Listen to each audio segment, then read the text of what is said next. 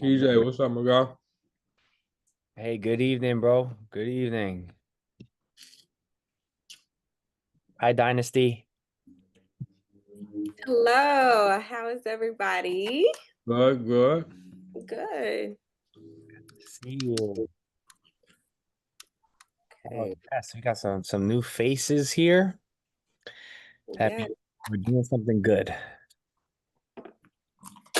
Uh-oh. Y'all might have to excuse me. I ain't ate all day. Oh yeah, The good. grind has been real. Yeah. I'm trying Yeah, to I can excuse tell up you got the right cheese. You now. got the cheese. You got the cheese doodles going You on. know what I'm saying? I understand. All right, cool. So I'm waiting on my snack. I just tore up some dinner. Uh, Mm. but when you eat healthy, it just like it doesn't even feel like it ends there. I It don't feel like doesn't you feel ate like anything. Yeah, I had some cod. I had some cauliflower rice, the boring Mm, stuff. mm. I had some spinach and some sweet potatoes, and I ate through that. I'm like, all right, yo, crack open those chickpeas because this ain't it. I'm starving. I'm gonna be like you when I grow up. Mm-hmm. All right, so real quick, we're gonna go ahead and get right into it if that's cool with everybody. Okay.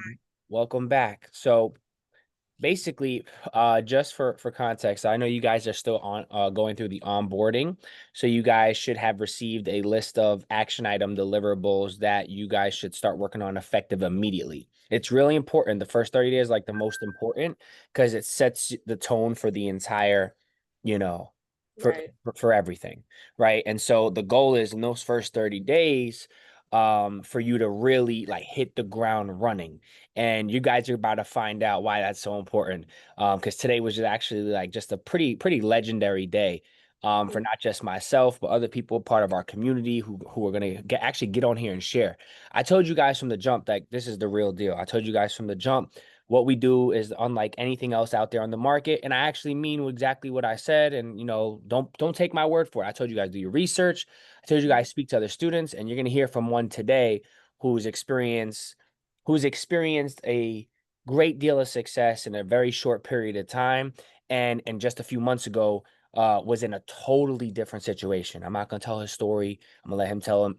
But typically what I like to see from everybody on at the beginning of these calls is for you guys to sign into the Slack channel. So when you're getting on and off shift, you're signing in, good evening or signing on, and then you're good night guys or signing off. Just it lets the teammates know that you guys are logged in and you guys are on shift covering, right? It's a good healthy habit. So make sure when you're getting on shift, sign into the Slack channel, and when you're getting off, sign out of this line. Think of it as a relay race, pass the baton, you're Mm-hmm. getting on shift and then you got to pass it. All right, cool. So, the other thing is we typically start out these calls with our shift turnover our shift turnover report. And I'm Mm-hmm. going to go ahead and bring that up now. So, let me go ahead and do that. Let me know if you guys can see my screen. Good evening, Justin. What's up, guys? How you doing? Doing good. Doing good. How you doing? Uh, you know, just enjoying my last few days here. let me Yes, give me sir. a Yes, few sir. minutes to just knock a couple things out. I'll be here on the video with you guys, and then I could definitely join conversationally in a Yes, little sir. bit. Yes, sir. We're gonna go ahead and jump right into our shift handover. So no worries. Where are we at? We're already in September. Wow. I can't even believe that. So let me go ahead and all right. And we typically start 7 o'clock on the dot. Apologies for the delay. And just want to make sure. All right. So a shift turnover, exactly what it sounds like. So all of us who are on this call, all right, make up our team. And a shift turnover is a relay race. Think of track and field, right? In track and field, if you're running a 1600, right, you're passing a baton to your teammate's passing it to somebody else. So in security monitoring, the shift turnover, think of it as a relay race, like one shift passing to the next. So the incoming shift is going to get debriefed on this shift turnover report on this call, or at least on the first 15 minutes of it, on what has happened in the environment for the previous shift. So think of it in a SOC, right? You have 24/7. So in a security operations center, you have 24/7, meaning there is 24/7 coverage, 7 days a week, 365. You have first shift, second shift, and third shift. So you can have, let's say, a first shift doing a 7 to, let's say, 3. Then you have a second shift doing like a 2 or a 3 to 11. And then you have a third shift doing like a 10 or an 11 to 7 a.m. Right. And that's what we call follow the sun. That's a follow the sun model, 24/7, 365 security operations. And so this is a way for every shift to kind of come on, know what's going on the previous shift. And then when we're wrapping up our shift, right, then you would be then debriefing the shift that's incoming. And that's how everybody stays on the same page and we can pick up from where, each shift left off. So we're kicking off the turnover report for September 9th. The shift lead is myself. We have Justin, we have Dynasty, and I'm going to put you, Jay. I'm going to differentiate because I know you go by Jay. So we got 2 Justins on the call, and so that's all good. System health checks, I want to say, are up and running. I didn't have a chance to log into all tools, but typically what I would like to see from you guys is, anywhere from 15 to 30 minutes before our call, log into the environment and do a health check, meaning make sure that the tool is up and running. There's some days, there might be some maintenance going on. Other days there may be, it could be like a bug or some sort of like, its tool might be down for whatever reason. We got to just make sure that we report that. All right. So I'm going to go ahead and log in. Your access is being provisioned if you haven't already gotten access. So you guys, if you haven't, then just make sure you reach out to Charisma and pay attention to your email. Okay. Has anyone gotten access yet? I think I have. You did? Okay, good. Yes. So once you get access, you're going to be asked to basically set up your MFA in Okta and with Google Authenticator for CrowdStrike. And this is what we call, your multi-factor authentication.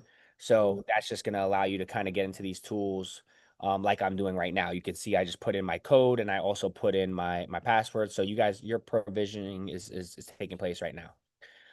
Okay, so then once I'm in, now we have what's called single sign-on. So you can click on to, let's say, Sockbite, for example. Just gonna go ahead and move, and you can see it's going to automatically sign me in. I'm gonna just say click sign in to Sockbite, right? And then it's sending me a code. That code is being sent to my email. So I'm gonna just go ahead and open my email real quick. Actually, I just got it. It's on my phone. So the code goes right to my email. All right. And now, boom, voila, I'm in Sockbite. So Sockbite is up and running. That's good to go. I'm gonna go. QRadar and CrowdStrike are both up too. I have all of them up right now. Okay, great. Thank you, Justin. So yeah, same thing with IBM QRadar. So I'm gonna do the same thing, sign in. All right, and it's gonna automatically sign me in as well. All right, that's the single sign-on feature. And then I'll do CrowdStrike. Now, CrowdStrike requires an additional MFA, and there's instructions in the onboarding for how you're going to go ahead and install CrowdStrike's verification MFA. It's going to be using Google Authenticator. So make sure that you guys pay attention to the differentiating, MFA codes, because we have Okta and we have Google Authenticator. And now you guys can see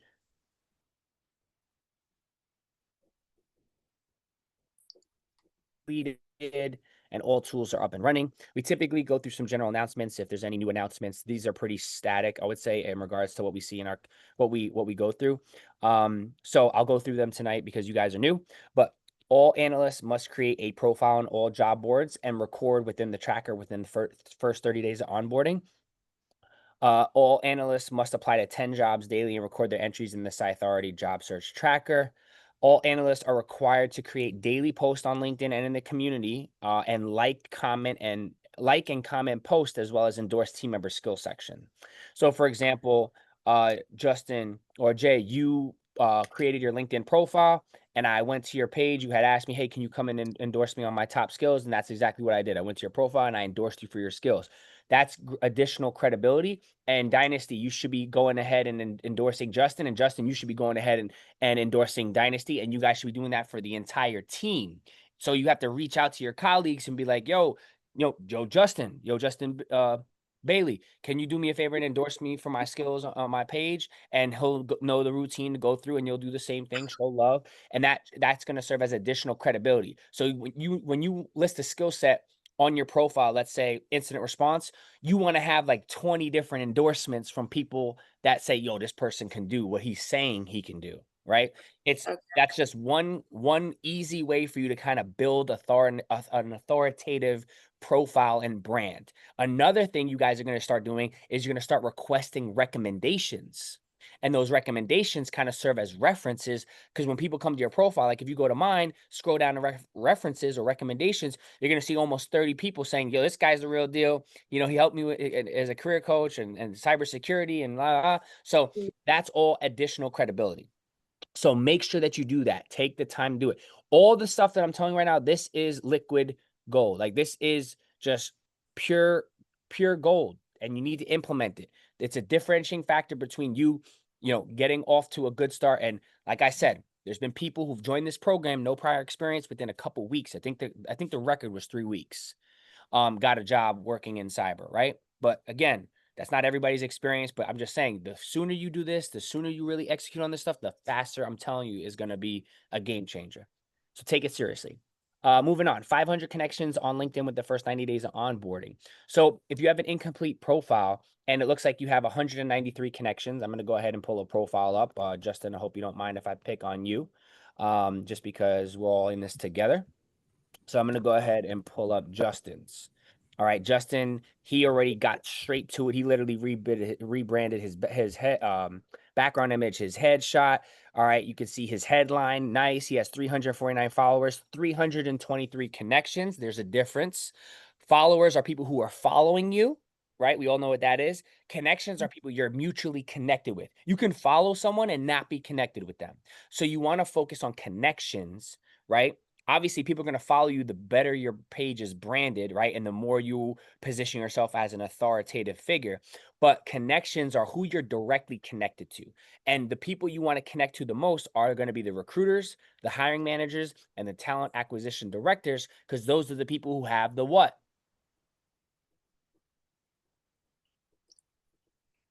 The jobs. The ability to get you in the door. All right. The jobs. All right. The jobs. So you can connect with all your colleagues, of course. Make sure you guys are connected with me, of course. Connect with everybody on the team. But then you're going to be using these custom tailored Boolean searches. I'm going to teach you guys so they can connect with the recruiters and the hiring managers. And there's a specific strategy and queries to run to find those people. All right. We also have an internal recruiter database with like 450, maybe 500 recruiters that have personally reached out to me with job offers and opportunities. Now, I want to just say this for reference and context, right? We all know that on every platform, there's a ton of scams, there's a ton of fake profiles, right? So be mindful of who you're connecting with at all times. I even say that in the community because, again, in the free community, there's people who, not saying that this happens because it hasn't, but God forbid, we just know that, anybody on Instagram, on all these social media platforms, we can't always validate who they are. So take it with a grain of salt and just know that when you're reaching out to these folks, make sure, you pay close attention to the types of, job descriptions that they send. If anyone's asking you for your social or, hey, put a credit card on file so I can mail you your laptop, like, don't go for none of this, please, right? Don't go for anything. But again, that recruiter database is going to be a great place to start, and it'll give you at least 400 connections right off the jump. All right. So in addition to the Boolean searches we're going to run. All right. So that's what we want to do, is we want to get this to 500 plus as soon as possible, because when you have 500 plus, it's never going to say how much you set. It's just going to say 500 plus.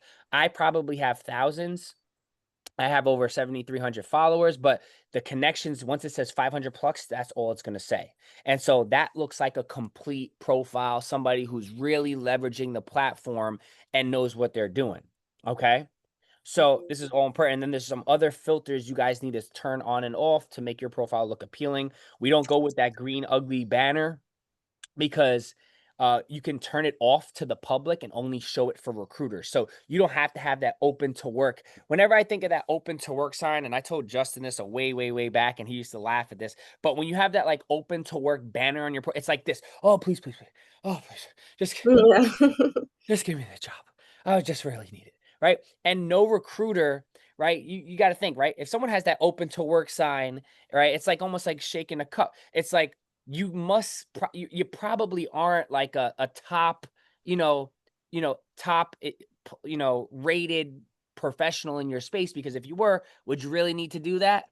Like, please, let me just, so instead of doing that, turn off the green banner on your headshot, and you can still turn the filter on the back end so just recruiters see. And you do that by hitting this, scrolling down, and literally doing recruiters only. If I do all LinkedIn members, I'm going to get that ugly band on my profile, and I don't want that. So I just do recruiters only. And then look, it just says, while we take steps to show recruiters at your current company. So it'll be allowed, like, who can see you're open to work? Recruiters only. That's all I want, right? Also, don't want like my current employment, right, to know I'm looking for work. That's, an awkward conversation when you're in the bathroom. So yeah, it's kind of like not the most comfortable conversation. So you just kind of leave that out. All right. So there's just a couple things back to the turnover. All analysts must create a personal branded YouTube channel. Extremely, extremely, extremely important. Do it tonight. Get it over with. All right. Just brand your name. All right. Jay Scarsborough, Dynasty Rector, like whatever it is, just brand your name, because what you're seeking to accomplish is all of the work that we do is going to be way more impactful if, when you're in an interview, or when people just come across your page and see you speaking about this. But when you're in an interview, if they're asking you about a framework or an incident or a report or a deliverable, right? It's so dope if you could be able to, like, yeah, I actually just did a report and I did a whole write-up video walkthrough on my channel talking about this, CVE, or this tactic, techniques, procedure, or this or this report, whatever it is, right? It's dope to be able to be like, yeah, I actually just did a video walkthrough of this exact, incident, and it's on I put it on my YouTube channel. And then that's like, wow, this person's active. This person's contributing. I talked to you guys about that individually.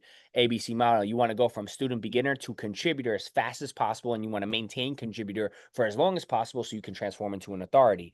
All of you guys are already in the A phase, and now today have now transitioned immediately to a contributor. You just don't know it yet, but now you know. If you don't know, now you know. So make sure you guys stick with it. Resume, cover letter, and LinkedIn need to be shared via hyperlink. I'm going to show you guys what that looks like in just a second. Analysts who fail to complete the following items will be issued a performance improvement plan. We don't mess around. I'm here to make sure you guys get to the promised land. But again, I got to hold you guys accountable. Like if this was a job, if I was told to do something and I didn't do it and I don't meet the deadline, you do that, repeat that, a couple of times, and you find yourself on a performance improvement plan, and ultimately, like, get fired if you don't handle your business. So I treat this like just like any other job opportunity. If y'all aren't performing and there's no communication, like, we're not no slacking over here. So make sure you guys get this stuff done. If you have any questions, reach out. Simple as that. Create a disposition template for threat hunting and playbooks and runbooks. I believe we did that already. Now, moving on, tuning recommendations. This would be if we have a very noisy alert, and let's say it's generating hundreds or maybe thousands of detections, and we want to tune it so that it gets turned off because it's just generating a bunch of noise and false positives. We would put that recommendation there. We got a sanitation run book here, which is kind of talks to that. We have case status, just kind of talks about the types of statuses that analysts set their tickets to. And here are some incidents that are currently open, some incidents that analysts are working on. So I'm kind of gonna speed through this a little bit. Now, the resume, cover letter, and LinkedIn profile. All right, I'm gonna go ahead and show you what I'm expecting. So Charisma, for example, she has her resume here, and it's hyperlinked. So and the share, I can make changes to this, right? And it's very important for you guys to make sure that this resume is hyperlinked and that I have the ability to edit. You see, I got a request, but I'm actually in the wrong email. So if I change, I should be able to, yeah, see, I can now make edits. So make sure that you set the link when you hit share. Make sure it's anyone with the link can edit. Well, anyone with the link, and just make sure you add me as an editor. Okay.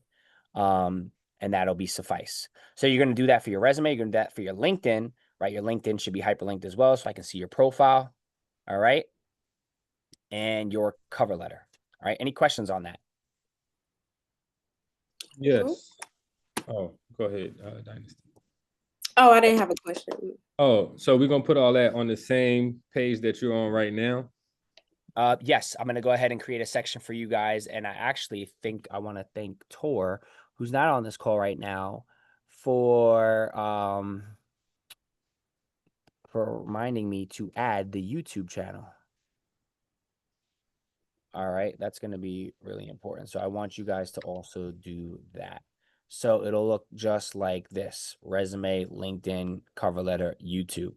All right, I'm going to do the same thing. I'm going to create one for you. All right. And so you guys will just replace, there you go. You guys will just replace his hyperlinks with your own. Are you in the shift handover report right now? Yes, I am. Where you are? I'm in my Google Drive looking at my shared docs. All right, I'll show you. I'll show you and get you right real quick. Right after this, let me make sure I got both you guys. All right, and Dynasty. All right. Make sure I spell. Did I spell your name right? Yeah, that's Okay. right. All right, so yeah, so Justin, you should see, all right, we have a drive in Google Drive. It's called Cythauthority VSOC. And within the Cythauthority VSOC, you'll have a bunch of different folders. Are you able to see that? You probably have to go to the shared with me in your Google Drive. Okay. Since this was shared with you. Let me know if you see that. Share with me, Authority VSOC. Okay, it's loading, but I saw it. Okay, got it. Okay. So once you're in this, once you're here, then you're going to go to run books, which is number 9, run books and standard operating procedures. Got it. And then within this folder, you have a bunch of different run books. Run books are like workflows or playbooks that are like walking you through step by steps on a specific It's really like SOPs. Okay, cool. So that's what this page is, right? And Okay. then within this folder, there's another folder called Shift Handover Reports. And that's where you're going to find a bunch of folders listed, by the month. We're in September. You go into September. And then here's the report that I'm on right there. Okay. Following? September 2025. There you go. Any questions on anything that I went over regarding shift turnover? No.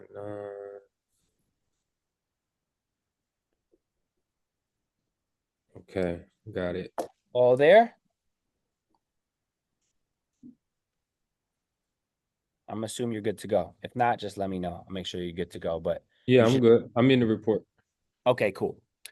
All right. So what I want to do real quick is I want to take a moment to pivot, and I want to let Justin, if I don't know if it's a good time, but if not, that's fine. We can move on. But I want to give Justin an opportunity just to get on here and share a little bit about his journey with everybody, because this is a really good friend of mine.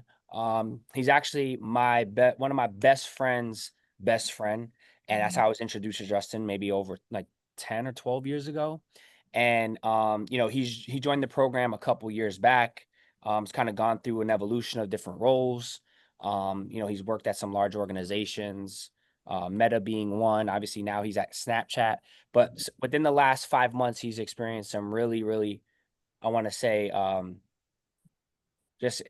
let him talk about it. But yeah, Justin, if you could real quick, bro, just kind of give everybody on the call just a little rundown on who you are and what's going on with you. I think that'd be very helpful for everybody. No doubt. What's up, guys? My name is Justin Bailey, 32, got a wife, 2 kids. A lot of my background, all of my background is in physical security. Within the last few years, getting more into the tech environment, always trying to try different stuff. Most of my background is event security, working at places like Barclays Center and Madison Square Garden. That was like my first 2 spots before I really bumped into any assistance from Will, who helped me get into an even bigger company in like Meta and also into Snapchat. Throughout a bulk of all of this time, it was literally, like I said, physical security, just kind of like GSOC stuff, but physical side, surveillance, camera surveillance, access control, anything in regards to that. Nothing really on the tech side. Nothing on the tech side until I started messing with Will's company a few years back. When he started beginning, I kind of jumped into it to start. And the program itself isn't just about the idea of getting a tech job. It's about learning how to get through the process in general. So what Will did for me in the very, very beginning was get me out of a frustrating situation where I actually liked my job. It was decent pay, but it wasn't comforting on the brain and life balance, and put me into a job with Meta, which wasn't in the tech field directly, but it was something that allowed me to live my life a lot more at ease. So I strayed away and slacked off a little bit and kind of just did my thing because I got comfortable. And then when I realized how the world works, these jobs are not the most secure thing in the world. Things happen. I got laid off from a company that I truly enjoyed and wanted to be there for the rest of my life if it was up to me. As soon as I got scared, I came right back to Will, like, bro, please let me. I was the green banner, bro. Let me know what I need to do. I just watched you go from the same income I had to now making 6 figures. What was the difference in the last 3-4 years? You stood grinding, I got complacent. So I'm back. Help me. Help me. And Will took no hesitation in doing that. He instantly brought me into the program. He instantly allowed me to develop a high anticipation of just people responding to me. I was reaching out, applying to jobs, doing certain things, and I wasn't even getting responses. Between his coaching program, between me actually following the steps, posting things online, building my connections, communicating with these people, it helped me jump into this Snap job because I was unemployed for a little while, which was a beginning step, a beautiful step, because that gained even more friction with everything else. And the constant communication, him constantly backing me, allowing me not to quit, because even when I started the Snap job, it kind of put me into a mindset of it's a good job, but the pay is not good enough. He kept telling me, bro, you have to keep volume. It's a volume game. You have to keep putting it out there. You have to keep going for it. Your opportunity is going to hit. Guys, I'm not saying this will work for everyone, but I will honestly tell you, I just tripled my income in a phone call yesterday. All right. So I don't know where you guys are starting or where you guys are at, but this man just changed my whole life for me just by staying consistent. This program has me right now. I just looked at my LinkedIn and sent them a couple pictures. I still have recruiters reaching out. All I did was utilize his program to know how to promote myself, sell myself better, and also follow the guidelines. They do work. It's a volume game, guys. It's a volume game and it's consistency. If you're willing to put in the work, if you're willing to follow the steps that he gives, I can guarantee you from my experience, not anyone else's, but from my experience, you will win. I've already won twice with him. The first time, he just gave me peace of mind. Then the second time, when I actually put more of the work in and stuck with it, now I'm financially stable. Something I haven't been able to say as an adult, period. I'm 31. So, Will, shout outs to you and this damn program. I love this shit. You guys will be working in a virtual SOC, and from his virtual SOC, you'll get put into an actual SOC. Okay? Now, it's a little bright. Excuse the camera, but I don't know if I can show you a better angle, but there's many different programs I got to operate here. And this is more on a basic level, but this is Snapchat's. Oh, and my computer just shut off because I wasn't touching it for long enough. There's cameras in the background. Monitor multiple cameras. I apologize about the lighting, but that's essentially all cameras from New York. And then I don't want to do too much because I don't need to get myself in trouble. But do too much. If you look to that corner, that little screen in the corner is a constant 24/7 bridge call of 4 different regions: us, Santa Monica, London, and also Singapore. And we all communicate to control essentially everything in the United States, Europe, the UK. Sorry, that is the same thing. It's the UK. It's also North America, South America, and there's one more region. My apologies. It's a lot, but it's just to say that He's also had some other people who have come in, which also was giving me motivation. Yeah, some people coming in this program and getting jobs within 2-3 weeks without a tech background at all. I have a security background, but not a tech background. My skills are a little bit transferable, but he helped me understand how to better transfer. So much shout outs to the program, much shout outs to all of you guys. I don't want to take too much of your time. This man called me when I first got this phone call. He caught the ugly face. It was crying. It was surreal. It wasn't believable until I signed my offer today. I think I still texted him earlier and said, bro, I know it's real, but this just happened. And this is what he's been telling me. I'm a very impatient person. I don't have a lot of patience. So when stuff doesn't work in a fast enough time frame for me, I do get a little frustrated. He's very good at keeping people level-headed. We had to course correct a few times. Yes, 100%. And the team too. Moise, Jonathan, I don't know how much people you guys got a chance to meet, but the team is great. They all help with all little things all through my interview processes, questions, concerns, any little thing. If I wanted additional coaching, they were willing to give it. It's a real family environment. And even after it's done, when I get this nice, new, amazing job, I still plan to pop in to also contribute back, but also to keep learning. There's certain things where they go through certain stuff, and I'm just like, what the whoa? Right. Yeah. It's a part of our world. It's really becoming this tech stuff is the world now. It's the way we move. So I think it was a huge jump and I can't stop saying much appreciation, bro. I'm still in a little shock at what exactly is going on. Speaking on it makes it feel a little bit more realistic, but it's still like, this is what happens when you guys follow the right formula. And that man has the right formula.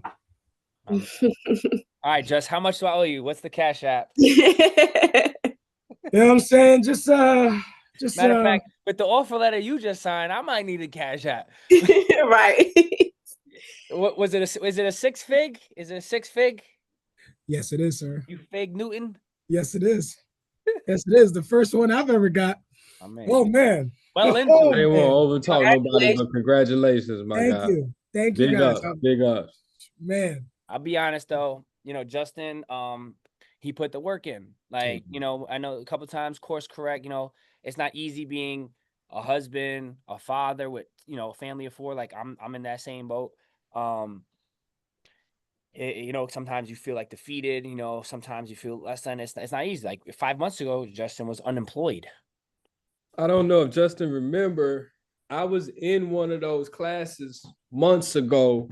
You had just did like your second interview and got denied, right? I remember that. So yeah, everything you're speaking right now, I can attest. I was there. I was a fly on the wall in a couple of those classes, and I remember in those classes. But I said then I was like, my man putting in the work. Consistency is key. Greatness ain't nothing but a lot of small things done right. That's all greatness is, consistently.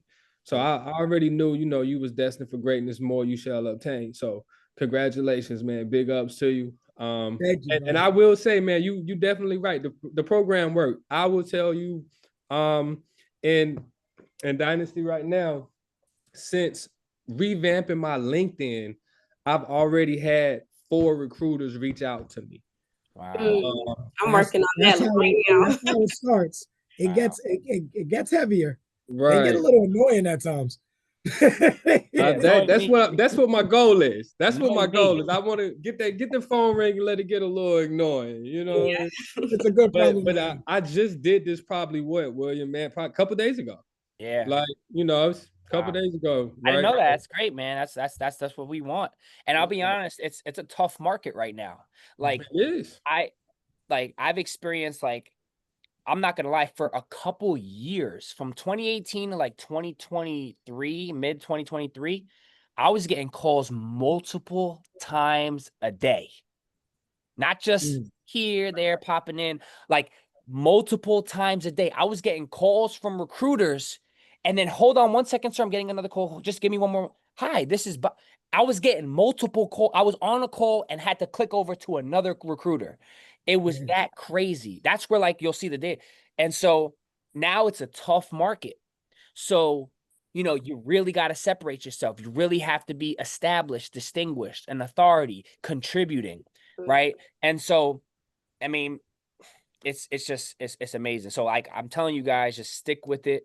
All right, do the damn thing, follow the framework, and really take this seriously, because I mean, like, when Justin called me the other day, like I'm talking about like ball. I was like, yo, the road. He's calling, driving, and I'm worried my man is, but it's like that. So, Right. and then once you get there, like it's crazy because like Meta, Snapchat, like some of these names on his resume are just like, are insane.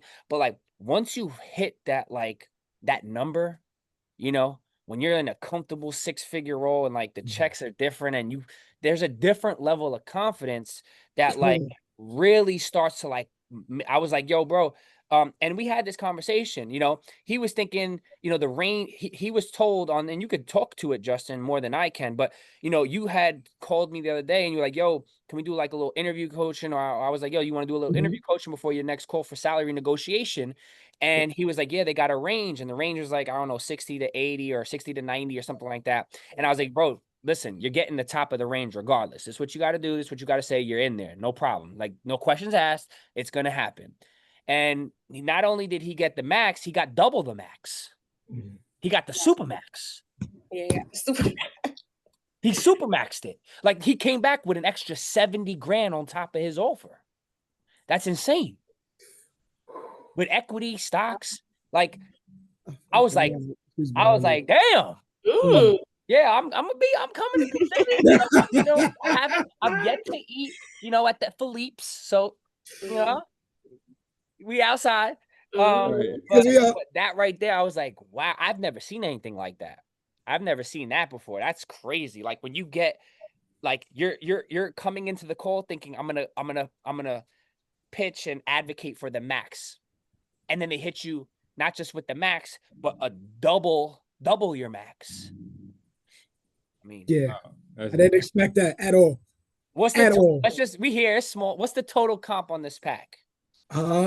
Based on it, so it's like a breakdown. It'll be 6 figures, a little over 105 a year to start, but each year, because like it's like a 88 is the salary, and then it's additional 70 on top, but the 70 comes in equity, so it's broken down across 4 years. It's about maybe 17,000 additional, almost a little under 18,000 additional that I'll get on top of my salary each year that I stay with the company. So by the end of 4 years, we're talking somewhere around 160, 155 that I'll be getting on a yearly basis salary. That's so. I'm oh man. Thank you, Hey, bro. congratulations, my guy. Yes. Thank you, guys. Congratulations, man. Because I'm gonna tell you, man, I seen it. Wait, when you was on the call, when you got that call and you didn't get the interview that day, He was that so shit hurt. pissed. That shit yeah, hurt. you was You know high how much about that day, that man. was part of the course correction. He was so broken Yeah, I down remember that. like a puppy. Yeah. So I had to Yes, whip sir. him into shape. He was literally ears back, tail between his legs. I said, Justin, if you don't cut this bullshit out right now, bro, and get your ass back to work, I don't know why. And like I had, but it's normal. And it's the resilience that you displayed, not me, just the resilience. Like you didn't have to do, after that. But anyway, y'all, like for real, like I'm excited for everybody because what it's, not just for me, like it starts to hit different, because I've been doing this for 10 years and like and all the things that we're sharing right now, this is motivation, that no one's bragging on this call. We're sharing personal stuff. Like it's different, y'all. It's so different, but y'all are gonna put the work in. You're gonna get there too, right? And that's what this is all about. So just keep your head down, right? You're gonna hit roadblocks because it's part of it. Luck plays a part. I told you guys in the beginning that luck, time in the market, time of the market. Like you gotta put your time in. And sometimes you're in the right place, the right time. It's the market's working in your favor. Sometimes it's not, right? There's a little bit of luck. You respond. This recruiter decides this person maybe didn't take, right? So there's so many things out here, but you gotta focus on putting in the work and sticking to the framework and the blueprint, and everything else works out. But yeah, Just, thank you so much for tapping in. Feel free to hang out. Definitely appreciate you, getting on here and sharing that motivation with the team. And we're gonna continue to do the good work. So thank you. Yeah. Handle y'all's. I do have a couple of tickets. I just got to bang out. If anything, I'll probably jump on towards the end. But guys, please stick with it. Everybody, good luck to you. And Will, I'll be keeping you posted. Make sure you share it. Make sure you touch. I need to make sure you share that celebration. We want to celebrate with you in the community, of course, and obviously, I'm sure you'll probably post on LinkedIn. But yeah, we want to celebrate you. So, yeah, bro, thanks for everything. Real quick, Justin, before you drop off too, I sent you a message on LinkedIn for the skills endorsement, but you don't have the endorsement button by your skills, so I couldn't do yours. I see you. I got you. Yeah, I was trying to do yours, but I don't see the endorsement button like next to your skills. So just kind of wanted to give you an FYI on that. I'm gonna look into it. I'm not sure why it's not there. All right. Thank you, man. Yeah, no doubt. All right. All right. So this is great. Any questions on anything, guys, before we jump into it? All right. Were you guys on last night? Yes. Okay, cool. So you guys met Moist. All right, awesome. Now, real quick, Jay, the videos that you completed in the onboarding, which were the VSOC incubator recordings, how have those helped you in your onboarding? Now, you and I had spoke maybe like a week before Dynasty, so she's slightly maybe behind, not behind, but following. So did the videos help you, in regards tremendously. A lot of what we went over yesterday, it was just a recap of what the videos discussed. That's when he asked, like, if we understand when he was asking, like, are we familiar with the platforms? That's how I was able to be familiar with the platforms, like, and have some type of background, because seeing them go through the full process of it, because at some point in the videos, it just becomes repetitive. Okay. Right. And you kind of like, they're going to do different things, but a lot of it just starts to rinse, wash, and repeat. So you really just kind of be able to see, like, okay, we're going to go here, we're going to go here. And I was also able to use OneNote. I don't know if you use OneNote. So I got a niece, she's in college. She told me I can't use paper and pencil no more. She said I was old as dirt. I can't use paper and pencil. But I use OneNote. I've used it in the past, but not heavy. But I've used it 100% for this, and I'm glad I did. I was able to really get a lot of good screenshots, get my arrows in, and really get a deep dive understanding. So it definitely helped tremendously. I would say if I had to call out like one area of opportunity on the videos, please. It's just when on the videos, I found myself like kind of fast forwarding through. You get to points where y'all go through technical issues. People ask questions. You get to a point to where it's like, okay, let me get to the meat and potatoes, right? Yep. And then you get some sides, and you're like, okay, boom, boom, boom, boom. Okay, they pulling the platform back up. Okay, let me get back to the right. That's really, the only segment I would say that would have decreased the time that it took me to get that understanding by, I would say, a good 30%, 40% type deal. So, other than that, flawless, man. Like, I would say, it's like I told you on the phone, I would make it a requirement before someone actually comes in on the first day, for them having that understanding, because I feel like it definitely increased the learning curve. Absolutely. Or decreased the learning curve. I'm sorry. Definitely decreased the learning curve a lot. Yeah. So Dynasty, real quick, just, and this is part of the onboarding. I like what you said, though. Like, it could be like a pre enrollment, but based on like timelines and stuff, like sometimes simultaneously is the next best thing. So for you, Dynasty, as you're participating in these shifts, I want you to start going through those videos from the intro. There's like 11 videos. They're 2 hours each. Sometimes we're debugging because, a tool is down. All reality, all realistic. It happens with me when I'm on shift. Like, that's just part of it. But you can fast forward, put it on 2x speed, and then when you need to pay attention, once we're, caught up or whatever what's going on, then you can just kind of, go through it. But I would say if you can kind of, you won't regret it. I promise you, you won't regret it. Now, where do I find the videos? So you have access to the Google Drive, right? Okay, yes. Is it So under when- the recordings? Is that Yep. okay? And then you're gonna navigate, and I'll pull it up. Because I'm also there's a more I want to say appealing I would say appealing place where we can view these in our platform. I just haven't migrated them yet. I have migrated them. I haven't just distributed the access. Okay. But anyway, so you go to recordings, and then recordings, you go to VSOC incubator. Excuse me, number 4. Okay. And then it's going to be all these. So it's just Uh, 11. You can see, all right, 11 videos. So you start with the onboarding. Now, mind you, how we accessed the environment was way different than how we do it now. Now we use Okta, which is an enterprise identity access management solution.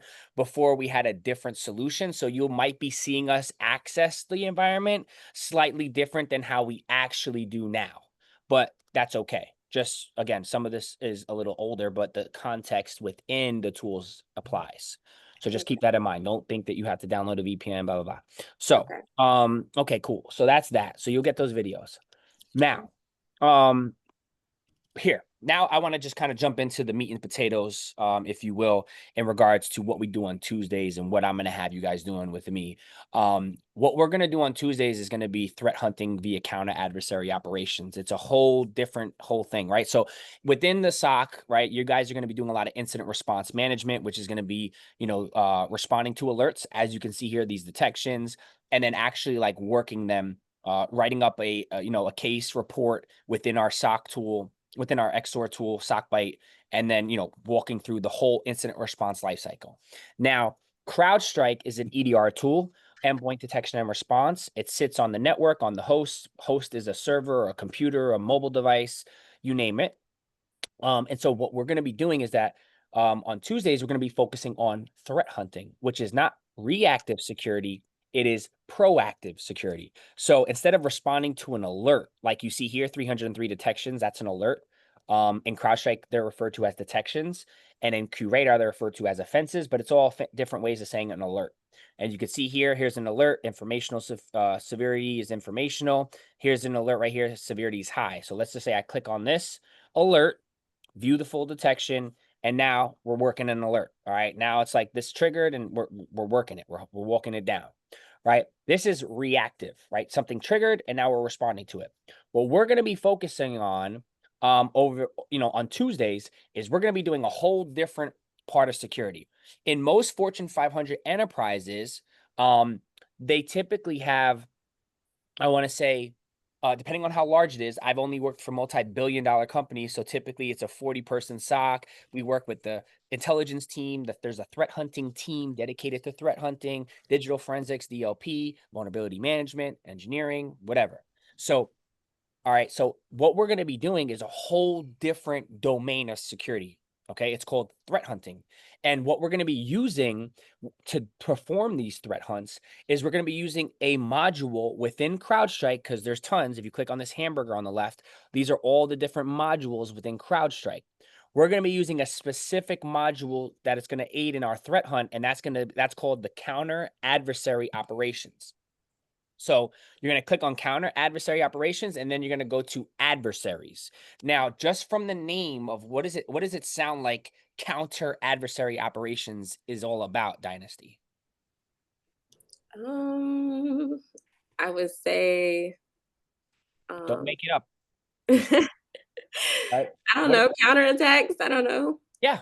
So counter adversaries, those are the bad guys, operations. So with counter Okay. adversary operations, we're essentially trying to counter the adversary's, attempt to exploit, right? So what you'll see is when you get here, you can tell we're in the counter adversary operations module, and within the adversaries, within adversaries, within the counter adversary operations module. And so within adversaries, you'll see here, if you scroll down, there are a bunch of different threat actor profiles. Okay. This is what they are. These are threat actor profiles that CrowdStrike has done the work to build a profile on these threat actors. So this is the actual internal CrowdStrike team that have built out these threat actor profiles. So I'm gonna just click on the first one, okay? And this one right here, Plump Spider. You'll see there's a bunch of different like names, Renaissance Spider, Scattered Spider, Famous Cholima. A lot of these names are strange, but each one of these widgets, each one of these threat actor profiles represents a criminal organization, okay? I'm gonna go ahead and click on this one. So, in most cases, when you are working within an environment in a SOC, if you're doing threat hunting, you may receive a particular threat actor from your manager or senior analyst that you are expected to look into.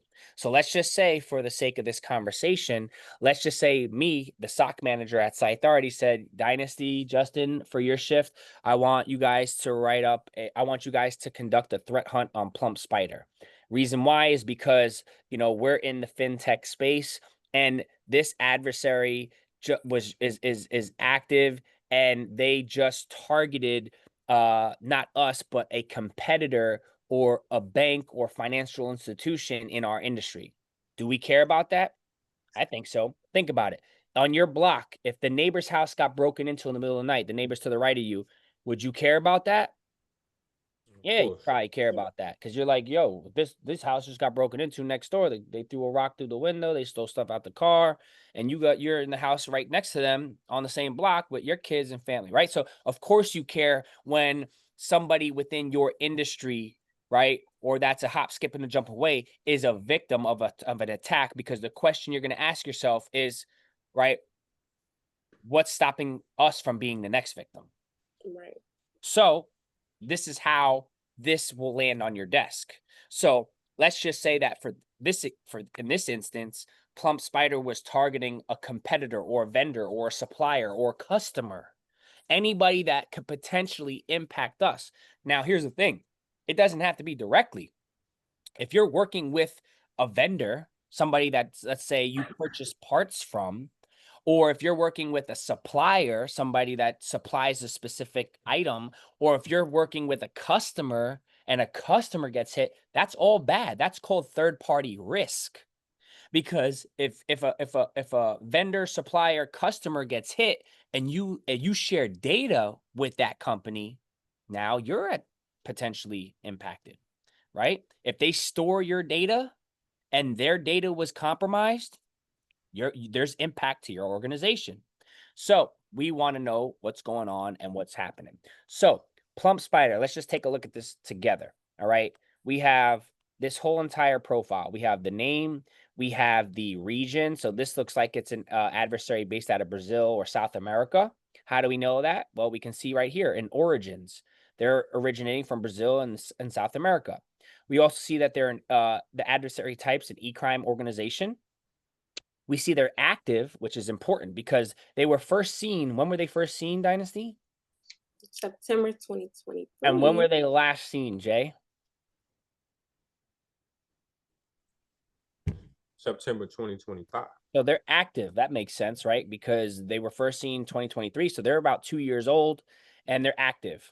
All right. And their motivation's criminal. So a lot of times motivation can be based upon politics. It could be e-crime. It could just be, criminal.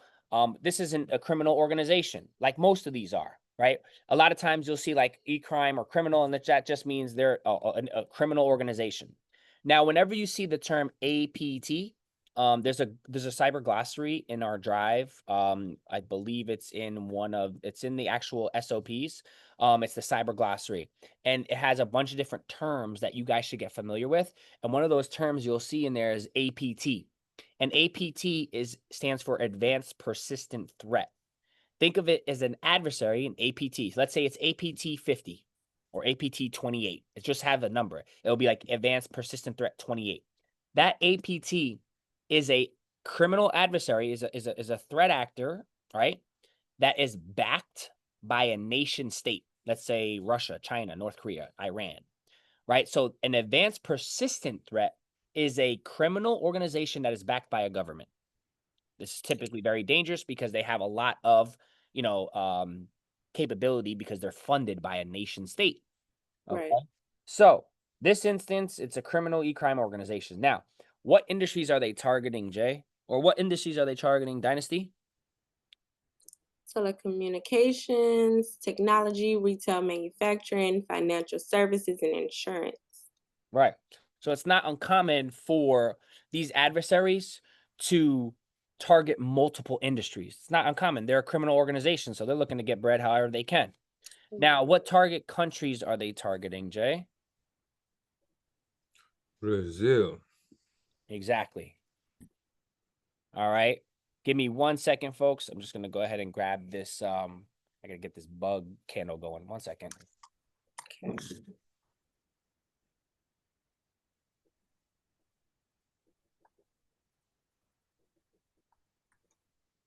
Now, if you guys see where it says community identifiers, you guys seeing that? I don't see that. All right, bottom left, do you see community identifiers? Yeah. Got it. Yeah, it don't Okay. have nothing up under it. Okay. I'm sorry? I was just saying it didn't have anything up under it, so I wasn't. Right. So a community identifier is an alias. So Justin, your name's Justin. And your alias is Jay. That's your community identifier. Okay. Makes sense? So typically a lot of these companies, a lot of these threat actors, criminal organizations, if they go by Plump Spider, they may also go by Plump. They may also go by Plump. They may also go by P Spider. So they may go by different variations or aliases or identifiers. And a lot of times it's because these organizations get shut down. And so what they do is they spin up another organization with a similar name so they can maintain their their status quo. So community identifiers are important because it allows us to be able to quickly make associations with this organization. Now, any questions on that? I know sometimes I go through this fast. I've done it so much that it's second nature, but I try to make sure I explain things in depth so you guys understand it. Everything here is in plain English. You know what I mean? Like nothing, I'm not saying anything that you guys can't read and understand. We're not looking Right. at query languages or programming or any of that. It's in plain English. You just got to kind of scan the screen and get a feel for what it's all saying. Now, the cool part is on the right here.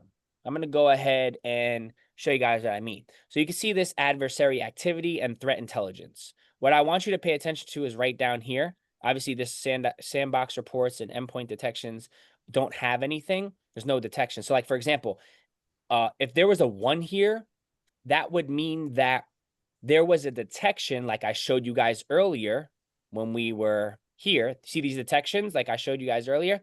If there was a 1 here or any number here, that would indicate that there is an alert that is associated with this threat actor. So obviously there isn't. That's a good thing. A sandbox report. You guys know what a sandbox is? A sandbox is, y'all, excuse me, I ain't ate all day. Nah, you're good. I'm right there The with you. mine is real. So a sandbox environment is basically a controlled environment or an environment that's not real. Something that you could practice in. If I had to give an example, you know about stocks like think or swim. I like where you're going with this. Right. They have an environment where you can use fake money to actually make trades. Perfect. So it's not a real environment. Paper trading. So you Right. said it perfectly. So a sandbox is a environment where you can detonate malware and let's say suspicious files, URLs, you name it, and in a controlled environment, keyword controlled environment that won't suscept your host or machine from being affected, right? So that's a sandbox is a secure controlled environment where you can detonate malware and not have and not without any repercussions. So a lot of times we do that in cybersecurity to see what the malware or the file or the URL is actually doing, so we can get a full understanding on what the adversary is attempting to accomplish. Now, there's nothing there. So moving on to threat intelligence, you'll see this module for intel reports. That means that there are 5 intelligence reports associated with this threat actor. Doesn't mean all of them are directly correlated. It just means that there's some association there. Maybe a name, a community identifier, could be whatever. And then here we have total identifier indicators, which is where we talk about indicators of compromise or IOCs. All right. Now, one thing to mention is these criminal organizations, sometimes these criminal organizations are the ones building the malware and deploying it. Sometimes these criminal organizations are the brokers, meaning they build the malware, but they don't actually exploit anyone. They sell the exploit to other criminal organizations who do. So sometimes you have they're like a broker, right? And so they build the malware or they purchase it and they repackage it and sell it to other criminal organizations. Sometimes it's the criminal organizations themselves who are the ones who are doing the, exploitation. So you'll see some of that in the intel reports. You have to, read through them. So I'm going to go ahead and just open up one of them. All right. I clicked on intelligence reports. I'm going to go hit back because I want to make sure. Yeah. So I'm going to open up a new tab and I'm going to do the same thing with indicators. So first one is the intel reports. So as you can see, we have a CrowdStrike intelligence weekly report. Looks like that's what all of these are. And so CrowdStrike has different types of reports. They have these weekly intelligence reports. They have cybersecurity tips. They got like different types of reports that they publish. So I'm just gonna click on, let's see, March, December. Let's do this one. This seems to be the most recent. All right, and it may or may not be applicable. Let's just see what it's talking about.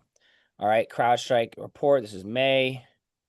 All right, let's see. Falcon Overwatch interactive intrusion breakdown. So this is kind of cool because it gives you a graph of the top tools and malware. So for example, intrusions by vertical and threat type. So you can see here, AnyDesk, PowerShell, Quick Assist. These are the types of tools that are being exploited.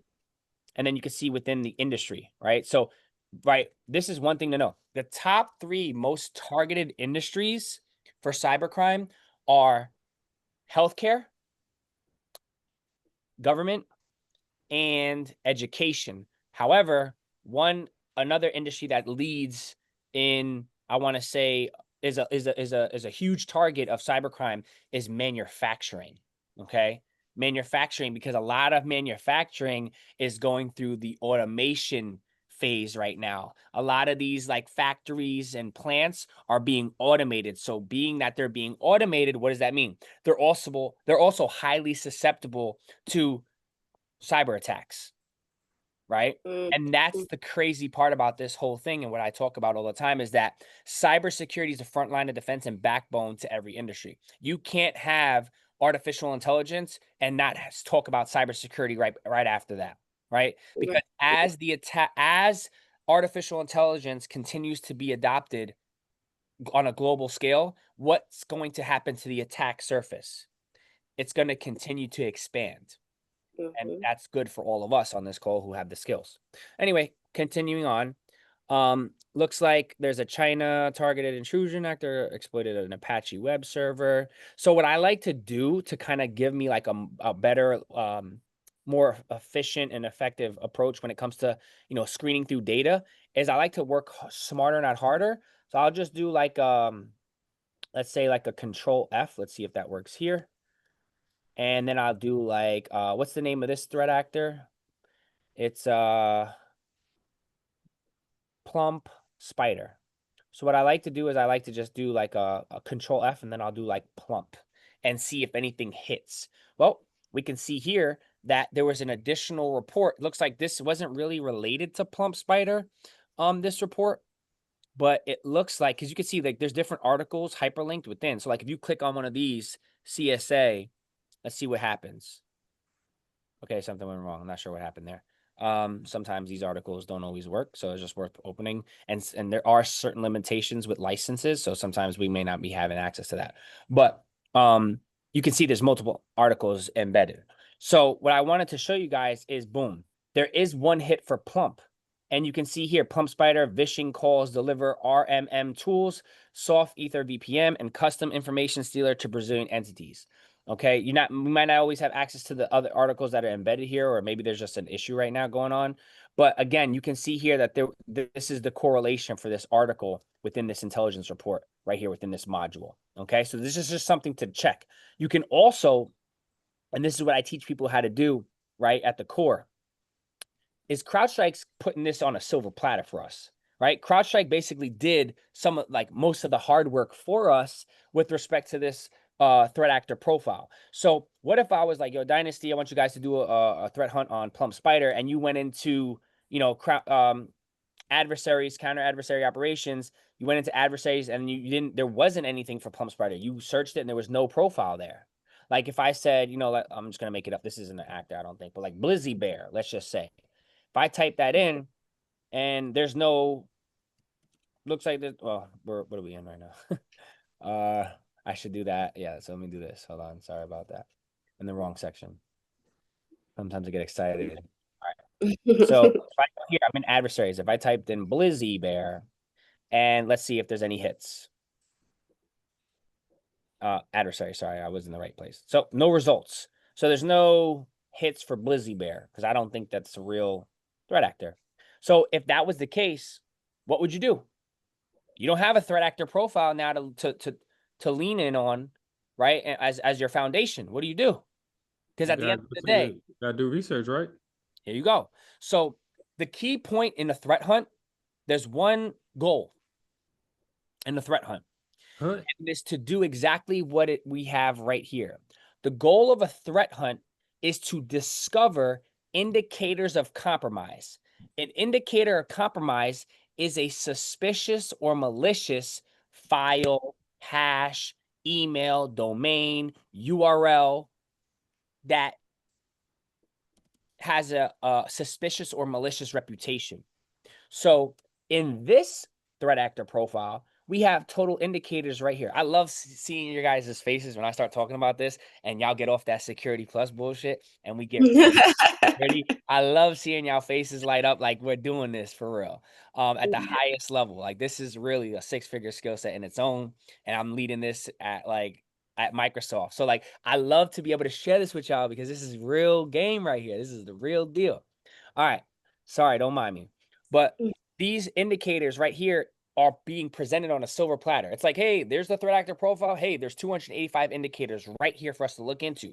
All right. But that doesn't mean that's all of them. It just means that CrowdStrike is correlating 285 indicators for this adversary. But there's more than that exists.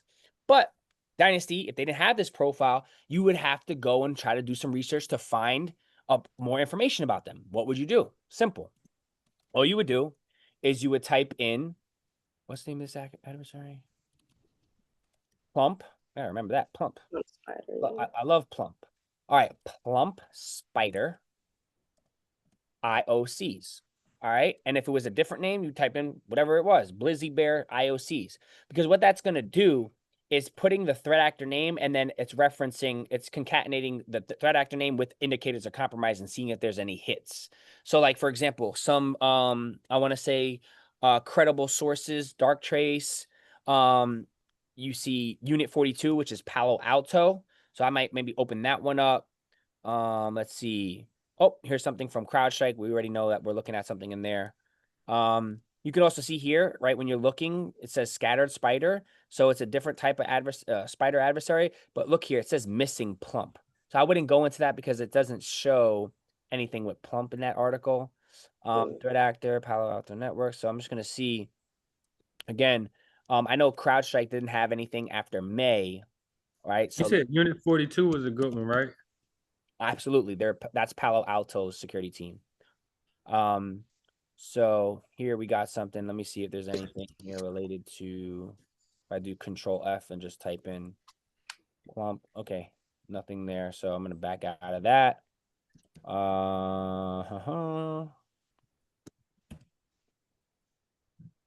Nothing there. Okay. So, and again, if there was other now listen, if there was, give me one.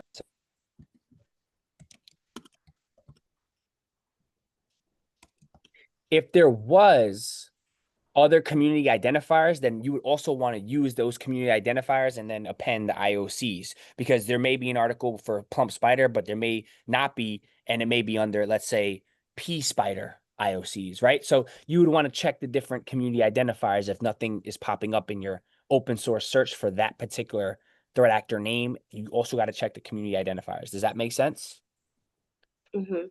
All right. Don't leave any rock unturned. So just from looking at this real quick, like I don't see anything like too much like You know, if I do Plump Spider, threat actor, you know, let's just see if there's, you know, Curly Spider here, right? Brazil Brace, E-Crime Adversary. I wonder if this is something we could view. Okay, Brazil. So like unlock adversary profile. So you can see like that might not be a feature, but regardless, here we go. What's this? This looks like I see something here. Here we go. Global and regional econ proliferate. CrowdStrike currently tracks 6 named adversaries: Oculus Spider, Blind Spider, Odyssey Spider, Plump Spider, either based in primarily targeting Latin America. So you see how like just from like not having a threat actor profile, this is still CrowdStrike as a source. We can build and understand, okay, look, this is a Latin targeting, this adversary is from like the Latin America region. All right, we can kind of see they focus on big game hunting adversaries, increasingly targeting the region. All right. Data extortion and ransomware leak sites, only representing roughly 5% of the 5,276 global documented incidents. So this is some good information here. Nation state, we talked about that. Nation state, APTs, advanced persistent threat, nation state, China, DPRK, take aim. So this is just some of the steps that we would take if there wasn't a threat actor profile presented on a silver platter. And I want to deviate too much because I want you guys to see this in full, the full process and workflow. The other module we clicked on is the total indicators. This is the IOCs that are recorded within CrowdStrike. And as you guys can see, this is the good stuff. This is ultimately what we're trying to accomplish with respect to our threat hunts. All right. So you can see here that they are 285, which makes sense, right? Indicators, we knew that are associated with who? Plump Spider.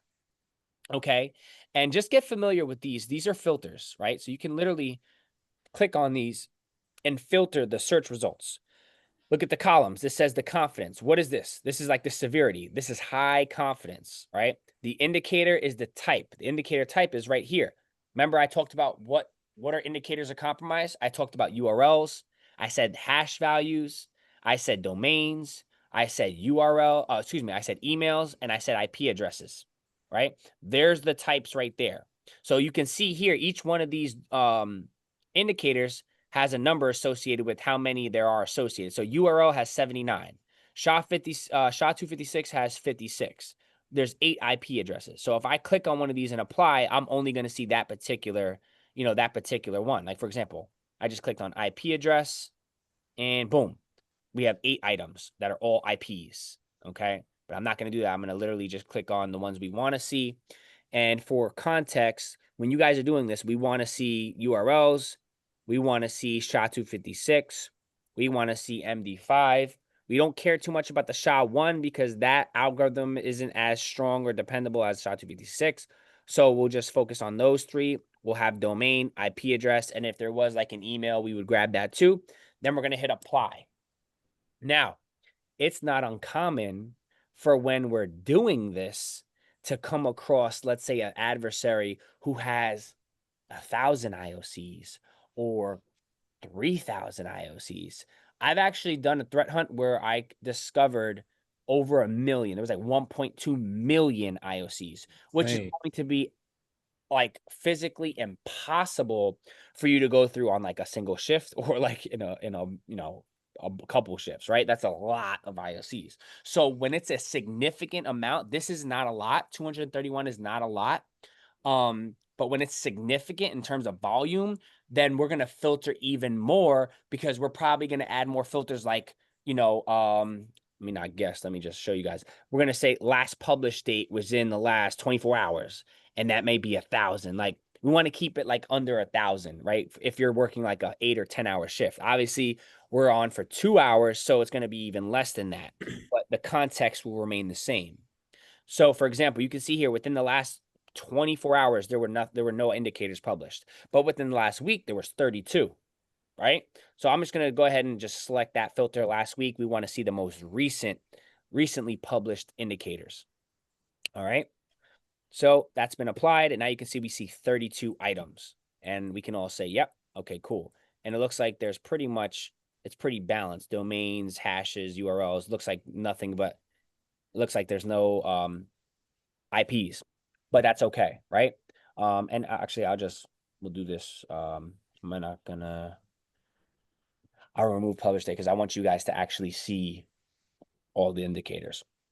All right, so now we have 231, right? We know that from the top left. And so now what do we do once we discover these IOCs? There's a workflow that we follow, right?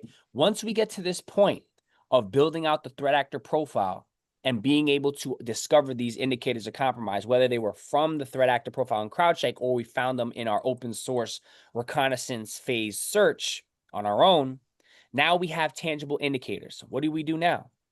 Well, the first thing we're going to want to do in our workflow is we're going to do what's called validate the reputation of the indicator.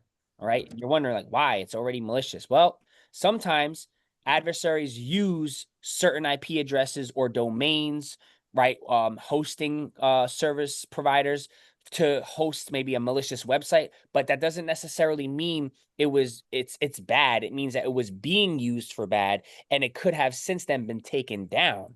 So we always want to validate the reputation of whatever indicator we're looking at. So I'm just going to go ahead and let's just use the domain, for example, because that's easy, right? So I'm going to copy this domain.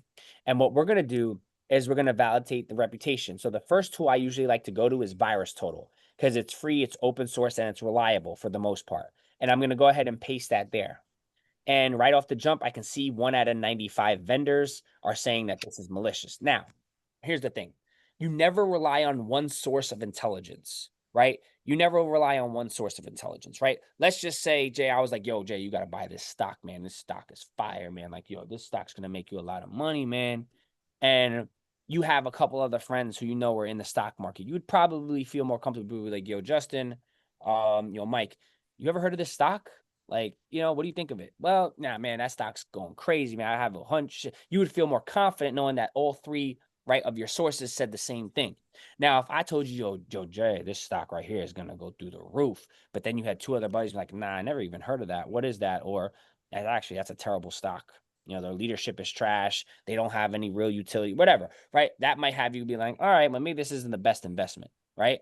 So the point I'm trying to make is multiple sources are going to be the safer way to go. So, and this right here is not too convincing. Let's be honest, right? 1 out of 95 is like, all right, cool. This is saying it's malicious, but like, I don't know. Now, using common sense and logic, looking at this nasty looking domain, that don't look like a legitimate domain. So we can use our common logic as well and be like, all right, it looks kind of suspicious, right? Okay. So let's take a different one just because I want to show you guys, and I'll show you guys other tools that we're going to throw these in. But like, here's another one. Also has one. Okay. Question. When we build out the threat actor profile, like can you describe that a little bit more for me? Because that's like the initial step that you said, right? First, we build out the profile. So I'm thinking that that's the profile on CrowdStrike, but what if CrowdStrike don't have one listed and we have to do the research for it? Then are we starting like a new case in CrowdStrike, or how do we build that profile? Great question. So no, not in CrowdStrike, in SockBite. And you're still going to be doing this in SockBite, even if there is a CrowdStrike threat actor profile, right? What we're going to be doing is we're going to be going into threat intelligence. Of course, I got signed out for inactivity. I'll go ahead and handle this real quick. Okay. Sorry about that, folks.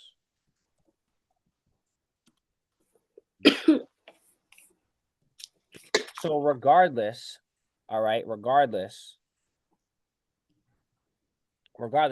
you're going to be using SockBite to build out your report, right? To capture the evidence of this threat hunt.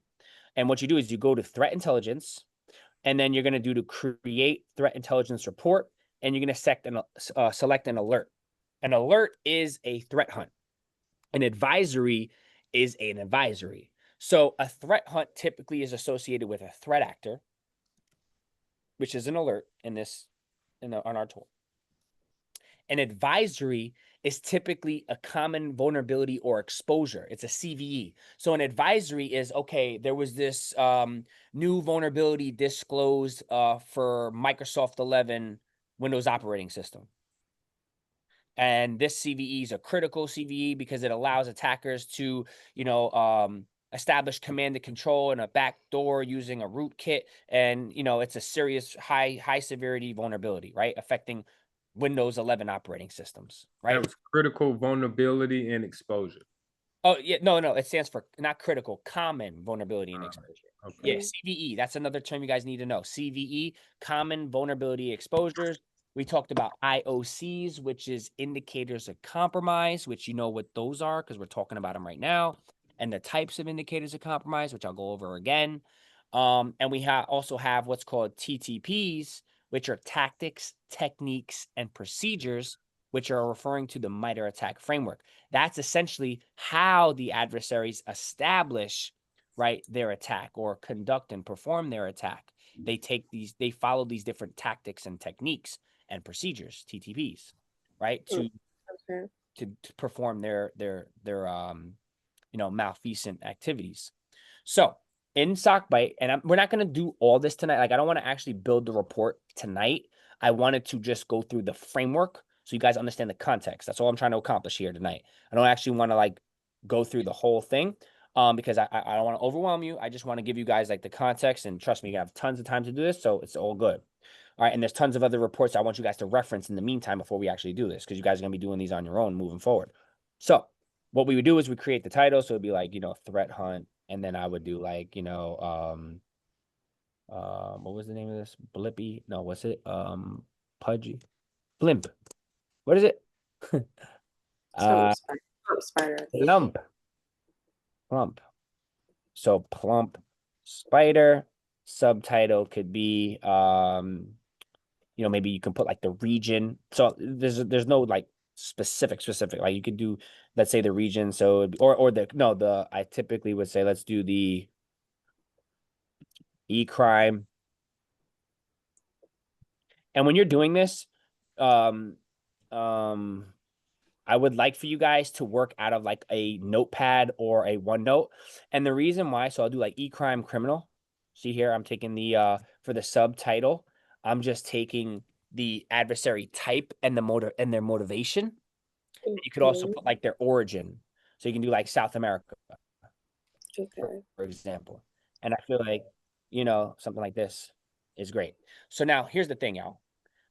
When you're working in these tools, I don't want you to go directly into the tool. I want you to take this information and take notes in either a notepad or in a OneNote, because it's not uncommon when you're writing up this report and then all of a sudden, boom, there's a glitch. And now you just lost all your, right? And that's super annoying. And it's happened to us tons of times. And it's, just part of it.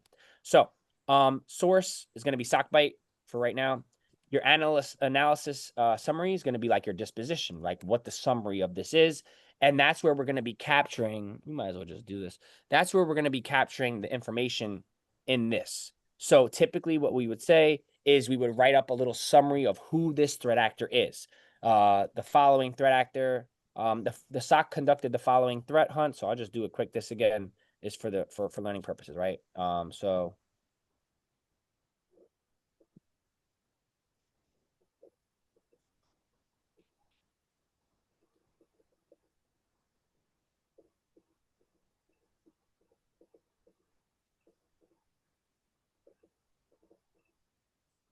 And again, I'm just spitballing y'all, so don't take this for face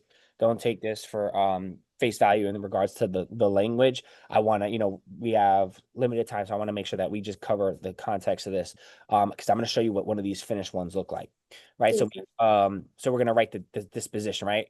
Following this Site Authority VSOC conducted the following threat hunt on threat actor Plump Spider. Upon investigation, it was determined 200, what was it? 231 indicators of compromise were discovered and comprised of domains, fees, URLs, SHA-256, and MD5 hash file hash values. Right. And then I'm not going to, we still haven't gone through some steps, so I'm going to show you, but like, you know, further review revealed, because after we validate the reputation, further review revealed 200 out of 231 IOCs, further review 200 IOCs, had a confirmed malicious reputation in various OSINT tools. Further analysis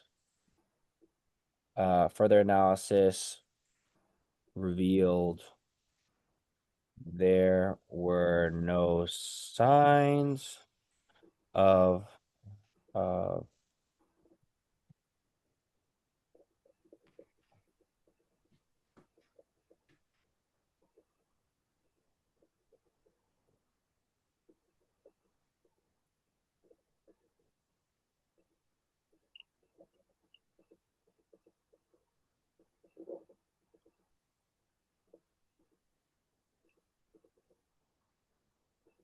in our environment.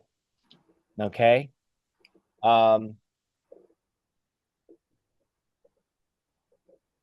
Resulting in no imminent threat.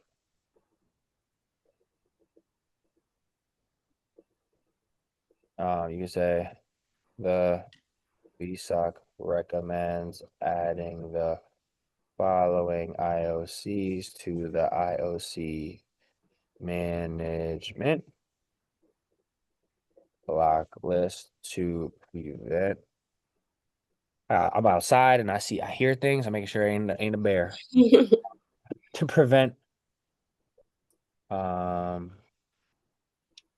future impact. All right, I'm going to just stop right there just because I want to make sure that we cover this. So basically, I wrote up my summary disposition, right, on what we did.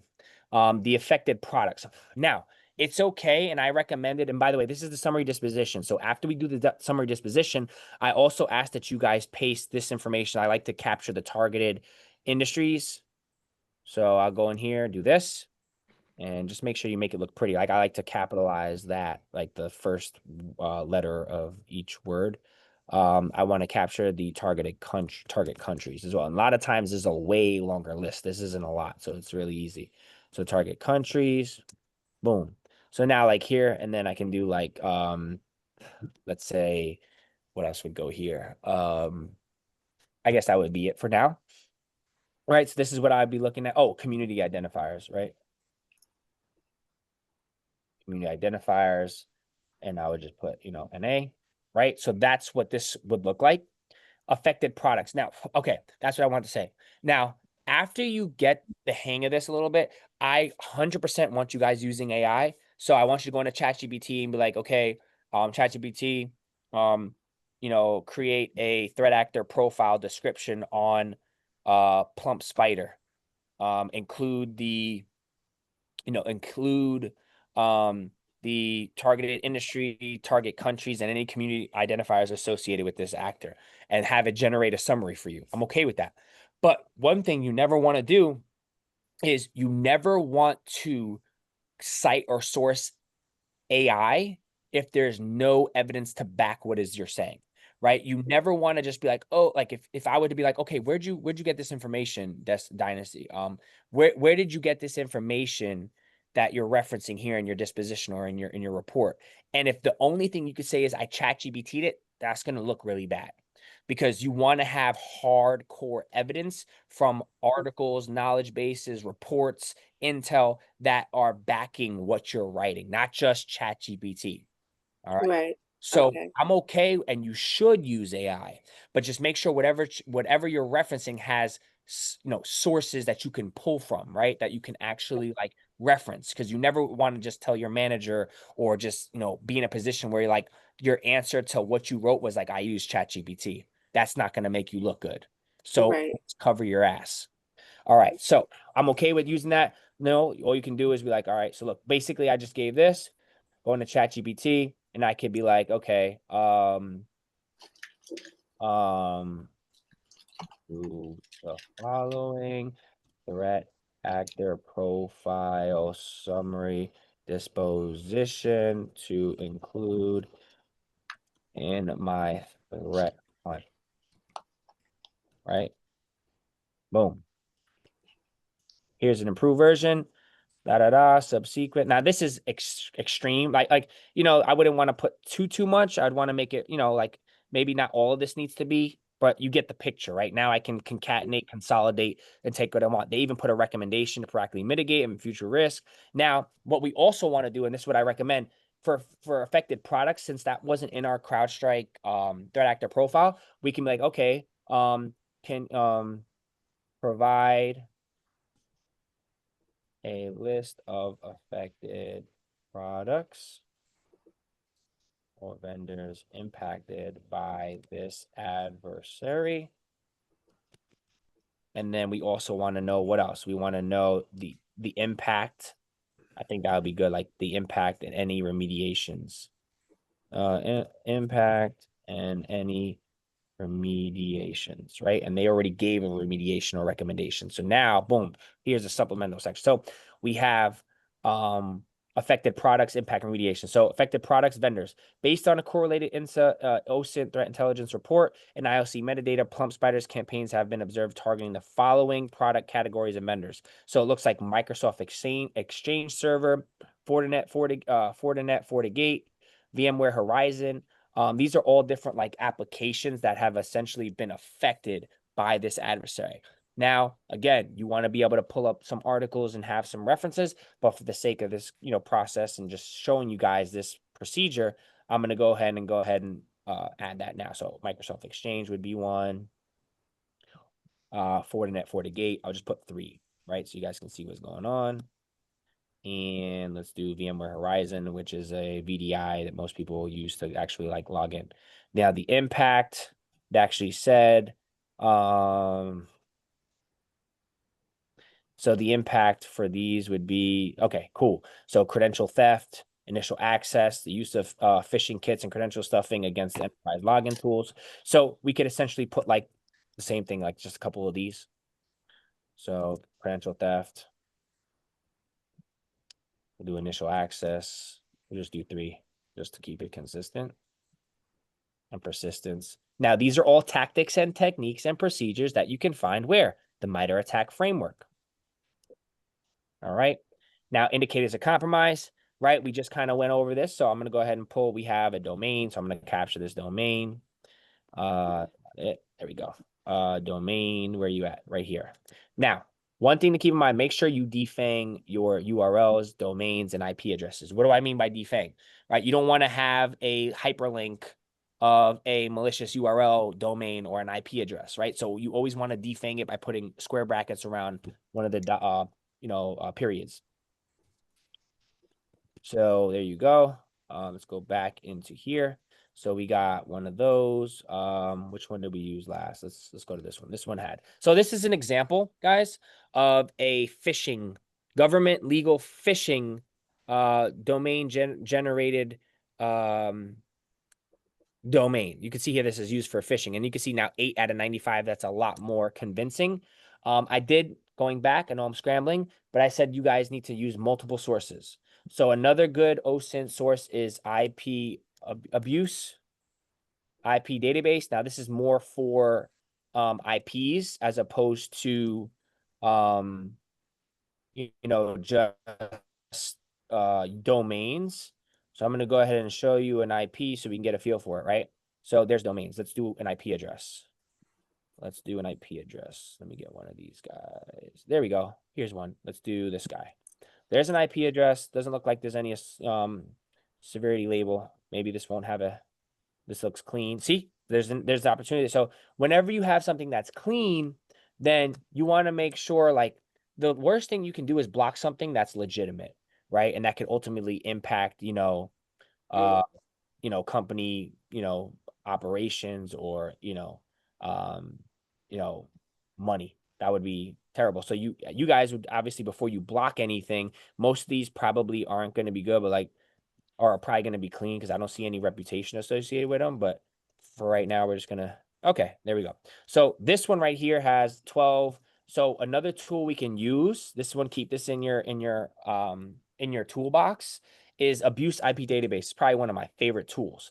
So you can see Abuse IP Database is exactly what it sounds like. We can see that this was found reported 13 times. It doesn't have a high abuse score, which is strange. It's based out of Canada, Montreal, Quebec specifically. We can see that this is a web data center web hosting. So this IP most likely was hosting some sort of like web page or domain or website, excuse me. So again, we have two sources that say, and then there's another one I like to use. I'm going to go ahead and put it here. Get out of here. And it's called Talos Intelligence. And so you can put IPs, URLs, domains here and get another, and hashes and all that stuff. So I'm going to go ahead and take this and I'll throw it into Talos as well and see if there's any reputation that kicks back. This is just building our confidence to know that this is bad. So boom, right here, you can see reputation details. It's neutral and untrusted. The web reputation untrusted. So that's a little bit more of like a reassurance. Like this kind of is on the fence. I'm going to go back and grab this domain because we didn't have a chance to run this. Let's do that. Get some more feedback there. All right. Throw that there. Okay. So reputation is favorable. Not really sure what they mean by that. But when it comes to URLs, we have a very actually multiple indicators, but specifically URLs. We want to see what it's doing, and what do we use if we want to see what type of malware something's doing? What would we use to actually? We just put it in a actual like a search engine to see if it has a reputation. But what if we wanted to see where this website goes? What would we use? Talked about it 20 minutes ago. Ooh. What would we use to detonate this? To see where this website's, like this one right here, this URL. What would we use to detonate malware? What type of tool? Like, I mean, I know it. I don't want to like. You said it. Go ahead, say it. So we could use something like Joe Sandbox to Absolutely. detonate. It was another one too. Hybrid analysis. I don't remember. No, I wouldn't remember that one. So right here, and again, I might have to sign into these. I So didn't see that one on the videos. Let me get that one too. yeah, hybrid analysis. These are good. I'll drop these in the chat. These are good, both of them. Got muted. I've been on my collection. All right, we got Joe Sandbox. We got IP database. We have, and there's an actual run book on all the open source tools you guys should have. All right, we got virus total. That one. And I got a couple. So I just gave you guys like at least like 5 maybe. So within these sandboxes, you can actually paste and detonate this and see what actually happens. All you would do is go to see, it's asking me to log in. So I'm not going to log in right this second because again, I want to cover much ground as we can. But look, file URL. Okay, so I can click here, hit paste, analyzed. It's also asking me to sign in. Again, you would sign in, agree, boom. I don't know if I remember my password for this. Okay, cool. So see how it's asking me for the type of environment I want to set up. I'm just going to do Windows 10 64-bit always, and then just go generate public report. And then boom. Hybrid analysis is the one I really like. So right now I'm running it, and you can see it's going through URL scan IO, scam advisor, clean DNS, like different tools are using. Now, one of the coolest features about these sandboxes is they actually have the ability to share screenshots, screen captures of what's happening throughout the detonation. So if this went to, let's say, a credential harvesting site or a phishing site, we might be able to see that this URL goes to the URL and then goes to this one particular URL, but then it redirects to another landing page that looks bizarre. Now, from this right away, it's saying no specific threat and it's marking it as clean.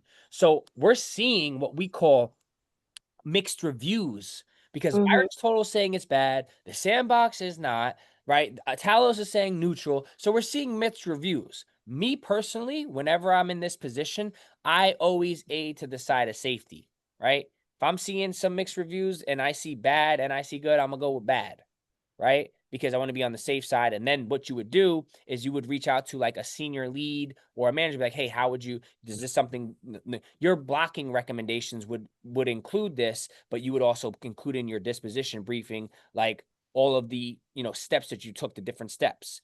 And then someone would make a decision based upon the threat level or the impact, if that makes sense. Yes. All right. So there's nothing that, okay, and it's still going. It's still going. So it's not 100% done. So let that rock out for now. Head it back. So, all right, emails. I'm just going to put NA because there weren't any. Domains, URLs. I'll put NA. There were some, but again, just for the sake. And then I'll grab this guy. Where we have it? There we go. Let's put him in there. Remember, don't forget to what? Defang. So I'm going to go ahead and put square brackets there so that won't automatically. Let's just do this real quick. Let's go to type. So you guys get the bigger picture. MD5, SHA-256, apply. All right, so Dynasty, give me 3 different indicators that we went over tonight. Ooh, 3 different indicators. Give me 3 indicator type, IOC types. Okay. Hashes, right? Yeah, absolutely. Okay. What kind of hashes? IPs. No, that's a different indicator. No, an IP is not an hash. It's an IP address. Okay. So a hash would be a form of like cryptography. A hash is like, think of it as your fingerprint. A hash is the digital fingerprint of a file. So we have 2 different types of hashes that we look at. SHA-256, see the type, and MD5. Those are the 2 different like algorithms that create a unique hash. A hash is a unique identifier, just like a fingerprint. Okay. All right, so give me 2. Give me 3. I just gave you, actually, 3. We just said it. So reiterate it. I'm going to grab this one, even though it's not showing up as a bad one. I'm just going to grab it for the report so we can move on here. So this was a SHA-256. And then I need, so give me 3 indicators of compromise, 3 indicator of compromise types. And don't think too hard. It's right in front of you. It's right here. Need you to say it so it sticks. Huh? Here. I'm gonna help you out. Okay. Give me 3 indicators of compromise. Actually, give me 5. Give me 5 indicators of compromise. IOCs. What are they? Okay. URL. It's 1. SHA-256. Yep. MD5. Yep. Domain IP. Correct. There you go. You'll never forget that now. See? Okay. All right. Cool. Indicators of compromise. And let's do this, and we'll just do this. And A. Okay. Oh, I got MD5 in my notes. All right. Remediation. So I'm gonna do the please spell our name correctly. 512 too. Recommends blocking following IOCs to prevent you potential impact and so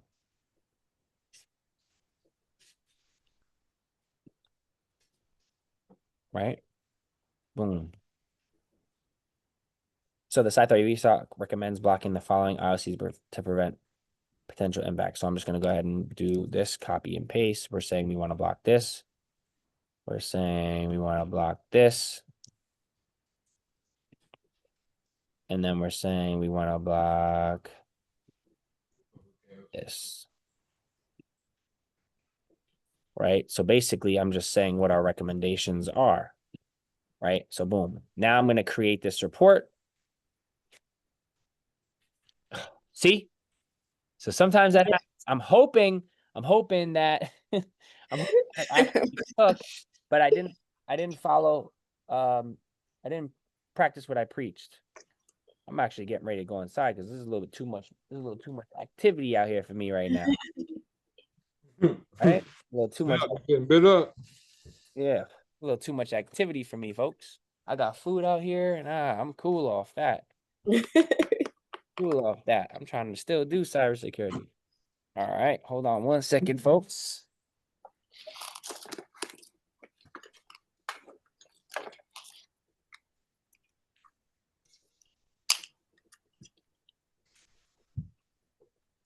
I'm over here chilling with my back to the trees, and I don't know who's watching me, seeing me, see that, not see them.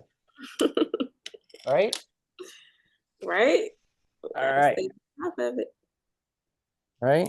All right. So we're gonna go ahead and just relocate. No problem. All right. Any questions on anything so far that we've went over? We have to see if this was captured because I didn't practice what I preached. And so sometimes what happens is you have to start over. That's why we use a OneNote or a notepad. Okay. All right, because you get logged out of a tool and there goes your work. So I'm gonna go ahead and refresh. Threat intelligence. Let's go to let's see.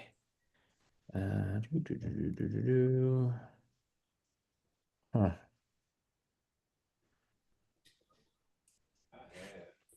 What was it? Plump? Plump Spider.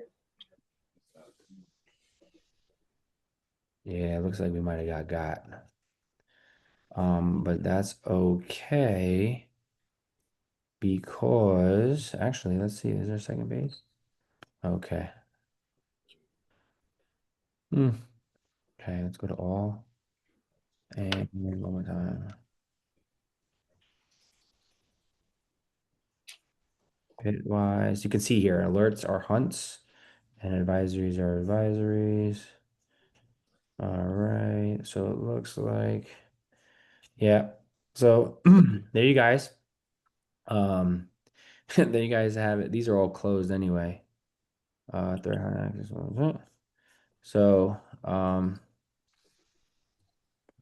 you guys just saw in real time why we don't do what I just did. Okay? Because I got that's that. All right, no biggie. Actually, yeah. Yeah, no biggie. Yeah. Okay. So, but you guys can see, okay, you guys can see how the process we just so now what I'll do is I'll just go to open and I'll go to an alert here like this one.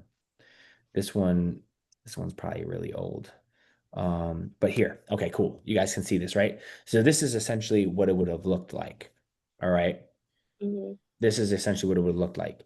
And I'm going to show you the really cool thing about. So this threat hunt was on Venomous Bear, which I believe is a state-sponsored Russian Federation threat hunt. So Venomous Bear, targeted countries, right? Similar to what we had, targeted industries, community identifiers. You can see they go by different identifiers or aliases, okay?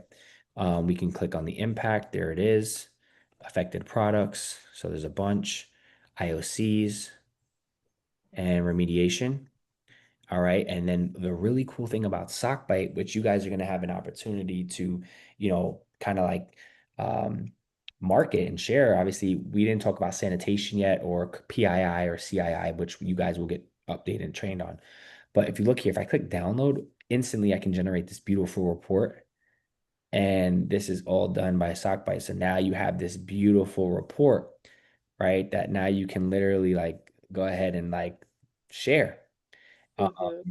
You don't want, you see how beautiful this is? And we can even, like, for example, you can download this PDF and now you have like a beautiful PDF. Like, for example, I think I have one. I don't want to download another one, but let me go ahead and see if I can pull this up. Let's see. I think I have one in here somewhere. One in here. Oh, there it is. So like you can see here, here's a PDF. Here's a PDF report. And you can see here, that's how it can look for you. Now, in and that's just with a click of a button, right? So within, that's what we were just going to go through and just show you guys. Now, within cases, again, we're looking at threat hunts and advisories within threat intelligence, but within case management, this is an alert that triggered, let's say within CrowdStrike, that we then created an incident for, okay? And so how that looks, it looks a little bit different. So let's do close and let's just grab one of these, right? And let's hit download. So you can see here, that's an old one. So let's go to a different one. Let's go to one of these maybe. I just want to show you. Okay, cool. Here's a good one. So, wow, that screenshot is terrible. But the cool thing about this is within our report, within the detections, you can add screenshots. And we recommend like screenshots are a good thing to have. So this is something that I wanted to show you guys because when it comes to your reports, you want to be able to, um, show like screenshots and whatnot. We went through a migration a few months ago. And so like there's been different features that have been kind of like working, not working, sometimes like there's just maintenance windows. So like a lot of times like certain features may not work or whatnot. But like that's why you don't see screenshots in every one of these detections. But I'm just trying to find a good one. Let's see if I go back to more recently, something. Okay.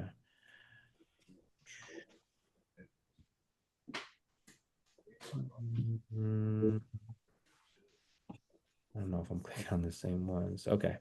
So like you can see like this one's a little bit more built out, right?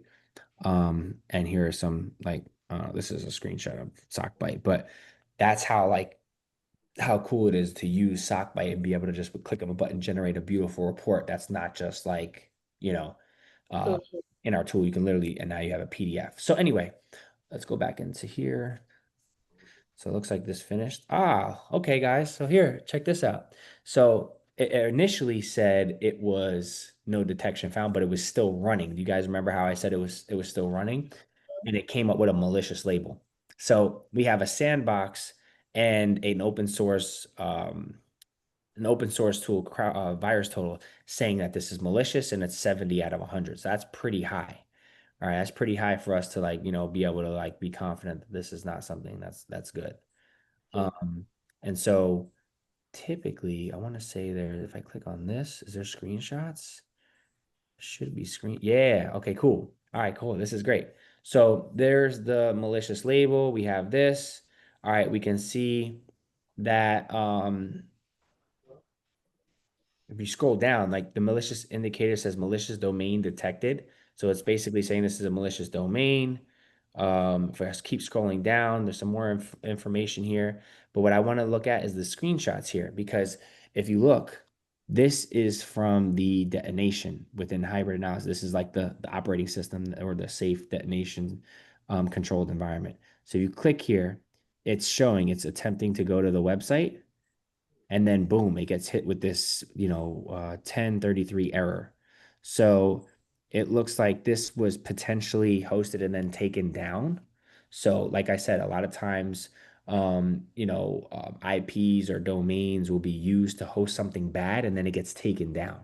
This kind of looks like that's what happened there. So again, regardless, we got multiple malicious labels. We would definitely want to recommend that, which is why in the recommendations we said block that IP, block that domain. right, in our recommendations. Now, when it comes to typical incident triage, in most cases, tier one analysts are not going to be doing the full incident response lifecycle. So you guys are being trained to actually do incident response management, like the full incident response management lifecycle, not just initial triage. If it was initial triage, you guys would have been stopped at, oh, this looks bad, escalated to another analyst to work. You just do initial triage. But what you guys are going to be trained on is how to do the full incident response management lifecycle, from initial responding, detecting the alert, the triage, the investigation, analysis, and the reporting and recommendations. Mm. So you guys are going to be performing at like a senior level analyst, but by the time it's all said and done, I mean, just from this one, I think I want to get your feedback from both of you, but from this like one session alone, you can tell how there's a lot that goes into this, and there's a lot of information. And Yes. I'm just spitballing with you guys, showing you on like a really like high level, fast kind of going through it. But like you can see how like you do this enough and you starts to six. So what are your thoughts? Any questions, comments? We went through a lot. We're coming up on time, so I want to be mindful, but any thoughts, comments, questions, concerns? Start with you, Um, Jeff. I would say I can understand it a lot better. Because I think the guy went through it yesterday. I forget what his name is. He went Moist. through it. Yes, he went through it yesterday with us. It was a slight barrier with trying to understand what was going on, but I have a better feel of it today for sure. Awesome. Awesome. Yeah, and you know what? That's going to be I want to say like expected, especially when you're working with different types of people in cyber. So Mhm. you got to have to learn to communicate with different types of people and cross functionally. So that's good. I'm happy to hear that. But yeah, so this is exactly kind of how we do it. Now, just going back because we kind of got deterred, and I just want to bring this all home. So what we did, we built the threat actor profile, right? After we built the threat actor profile, Jay, we got the indicators of compromise, and we did what? This is key port. You guys got to write this down. So after you build the threat actor profile, which is step one, and if you don't have one, you do your reconnaissance and OSINT to build the threat actor profile, which is targeted industries, targeted origin, the any community identifiers, who they are, what they do, right? You're just getting information about them, where they're from, about the adversary. So you build the threat actor profile. That's step one. Step two is you have to try to identify indicators of compromise, right? We know what indicators of compromise are because Dynasty just told us what they are. We have hashes, we have file names, we have IPs, we have domains, and we have URLs, and we have email addresses. All right. After we identify the IOCs, then we need to do step three, which is to validate the reputation of the indicator. And we do that using multiple OSINT tools. What OSINT tools do we use? I shared 5 with you here tonight. I shared Virus Total. I shared Abuse IP Database. I shared Talos Intelligence. I shared Joe's Sandbox, and I shared Hybrid Analysis. Okay. So those are 5 different OSINT tools that we can use, and there's plenty others. But I was just giving you guys a few just off the top without overwhelming you. After we validate the reputation of the IOCs, we then go to the next step, which is the fourth phase of our threat hunt. And that's where we're going to conduct an internal sweep of our environment to confirm that no threat exists. Okay. So now what we have to do is we have to put our programming hat on, and we have to build a query. Don't start getting scared. We have to build a query in our environment to sweep through and see if there's any hits in our environment. How do we do that? Well, this is why CrowdStrike is the GOAT, because there's so many different things you can do with CrowdStrike. So what I'm going to do is duplicate this tab. This is step 4, Dynasty. I see you taking notes. So this is Mhm. step 4. What are we doing after we validate the reputation? We're doing what now? So we're conducting internal sweep Of the environment. of Okay. the environment. Yep. Yes. By building, append this on, by building out a CQL query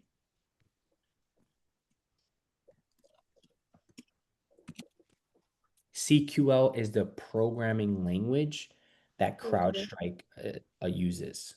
So CrowdStrike uses a query language CQL, CrowdStrike query language. Okay.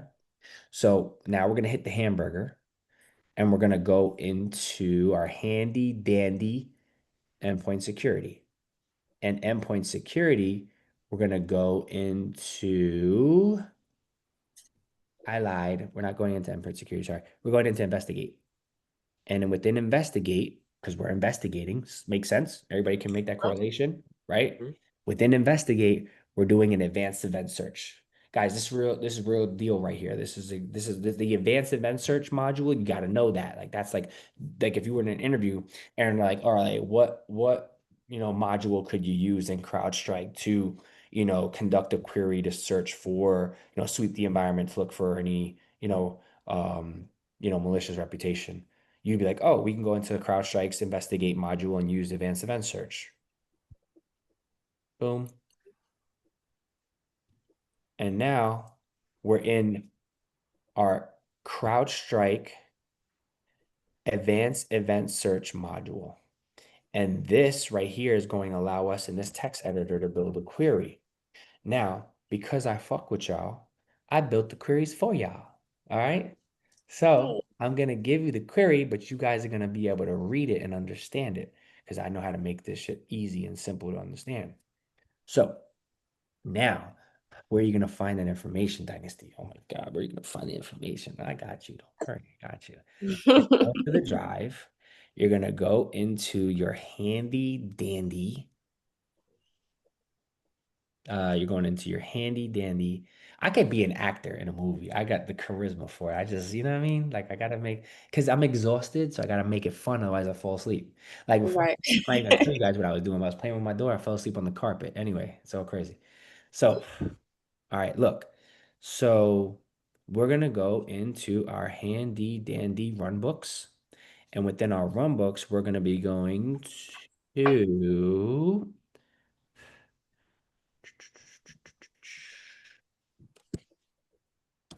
number 4, disposition template. Nope, I'm sorry, not that one. We're going into, I'm sorry. I feel like I'm in the wrong place. Let me just get my stuff together for a second. Here it is. Okay, sorry. We're going into hunting, the threat hunting. And then here, boom. IOC search via advanced event search and CrowdStrike. So we're doing threat hunting. So you go into the threat hunting folder. All right.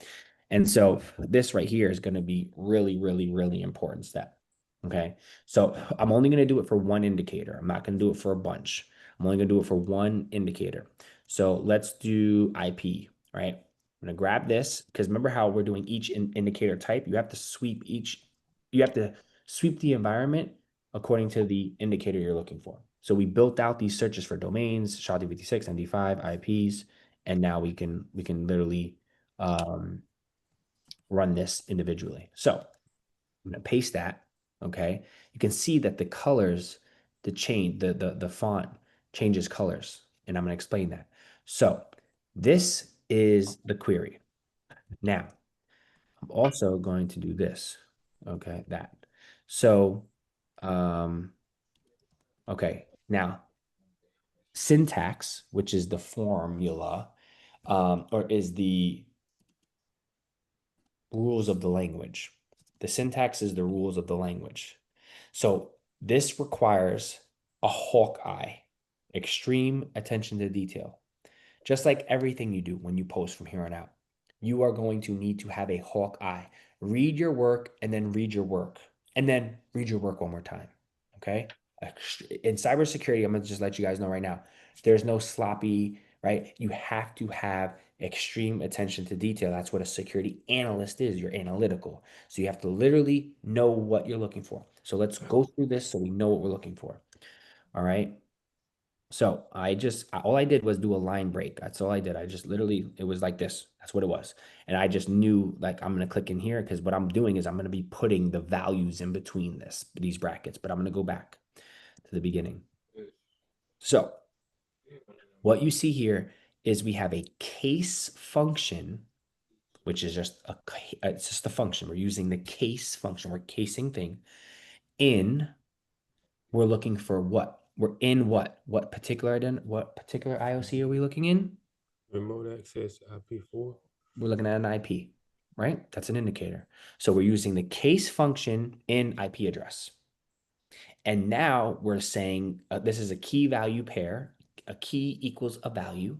So we have values, which is just the name. It's a variable. It's just a name. It's called values equal to whatever we put in those brackets. We're going to look for a specific IP address. Well, we just had an IP address. All right, let's go back to, it's in our report, but okay, boom. Here's the IP address we're looking for. All right. So I am going to paste that within here, which is why I went like this, because I want to do this. Okay. Now I'm going to go ahead and remove these brackets because we need to do that anyway. Those quotes. Now, same thing with this, because look at these, right? Actually, this is a learning thing. So the thing to remember here is that if I go ahead and put a quote right now, do you guys see the difference between those quotes?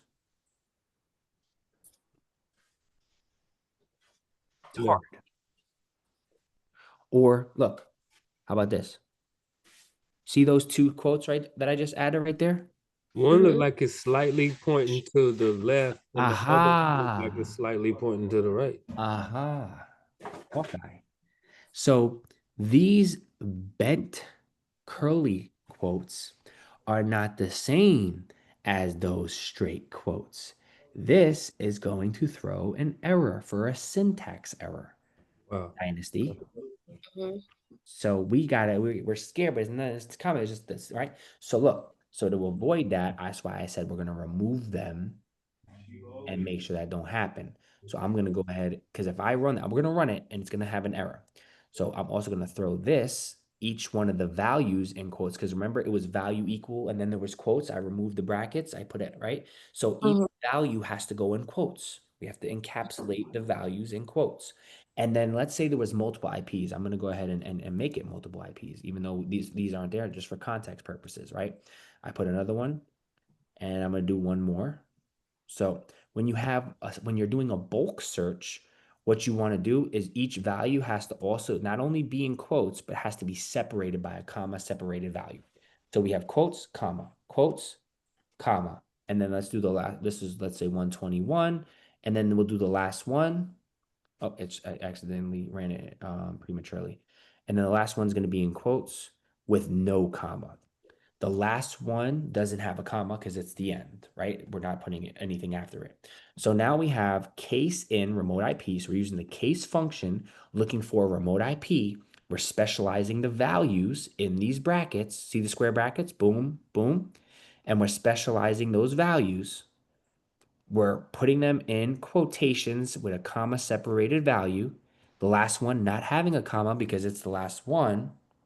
And then we're ending the function, right? See that? Open curly, open square, close curly. You guys see that? Yep, I wish they would have made it simple like SQL. So now, They went Linux on that bad boy.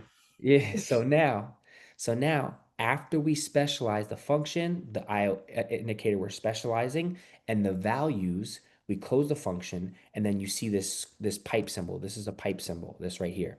That's just like a straight parentheses. It's a pipe symbol that basically just tells you we're about to specify what we want the data to look like.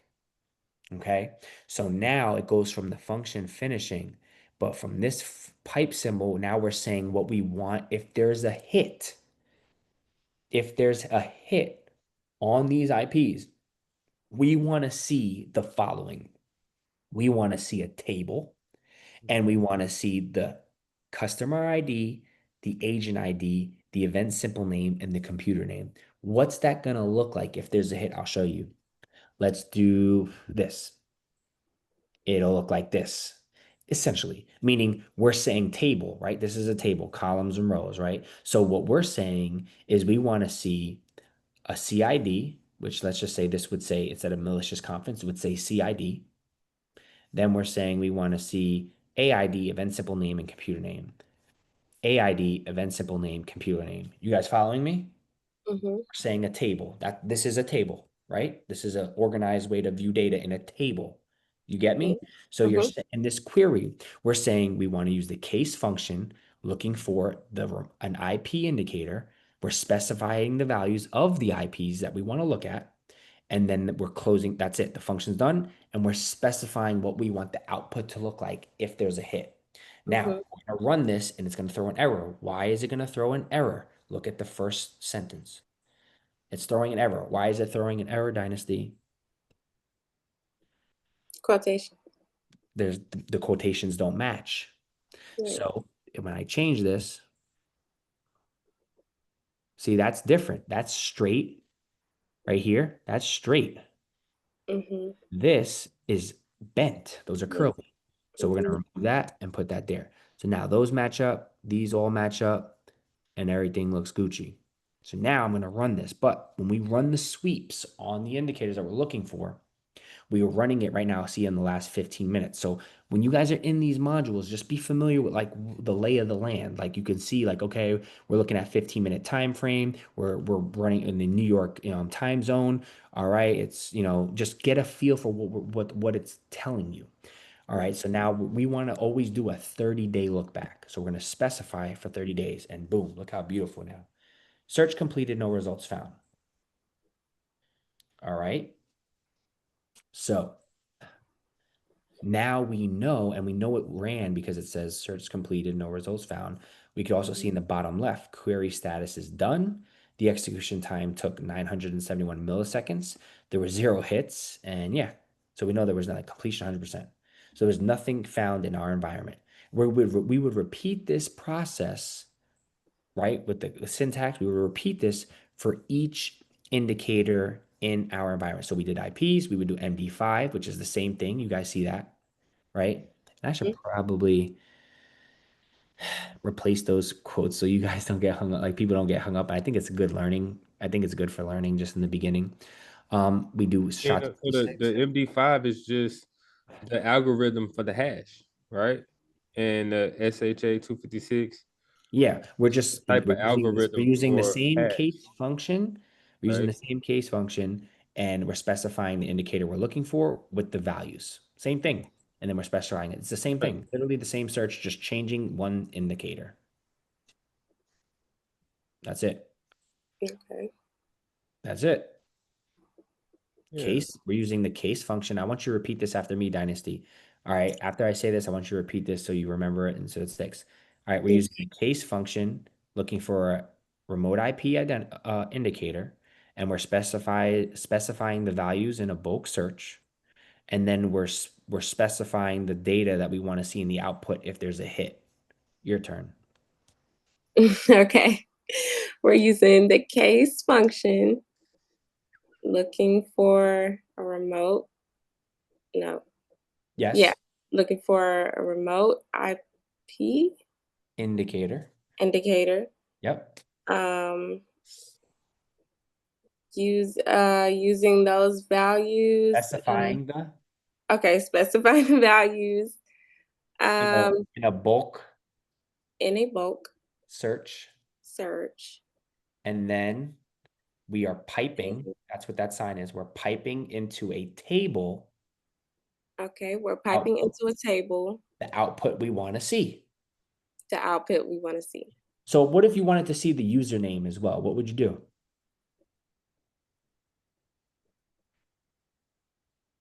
Oh, wow. You could just type that in?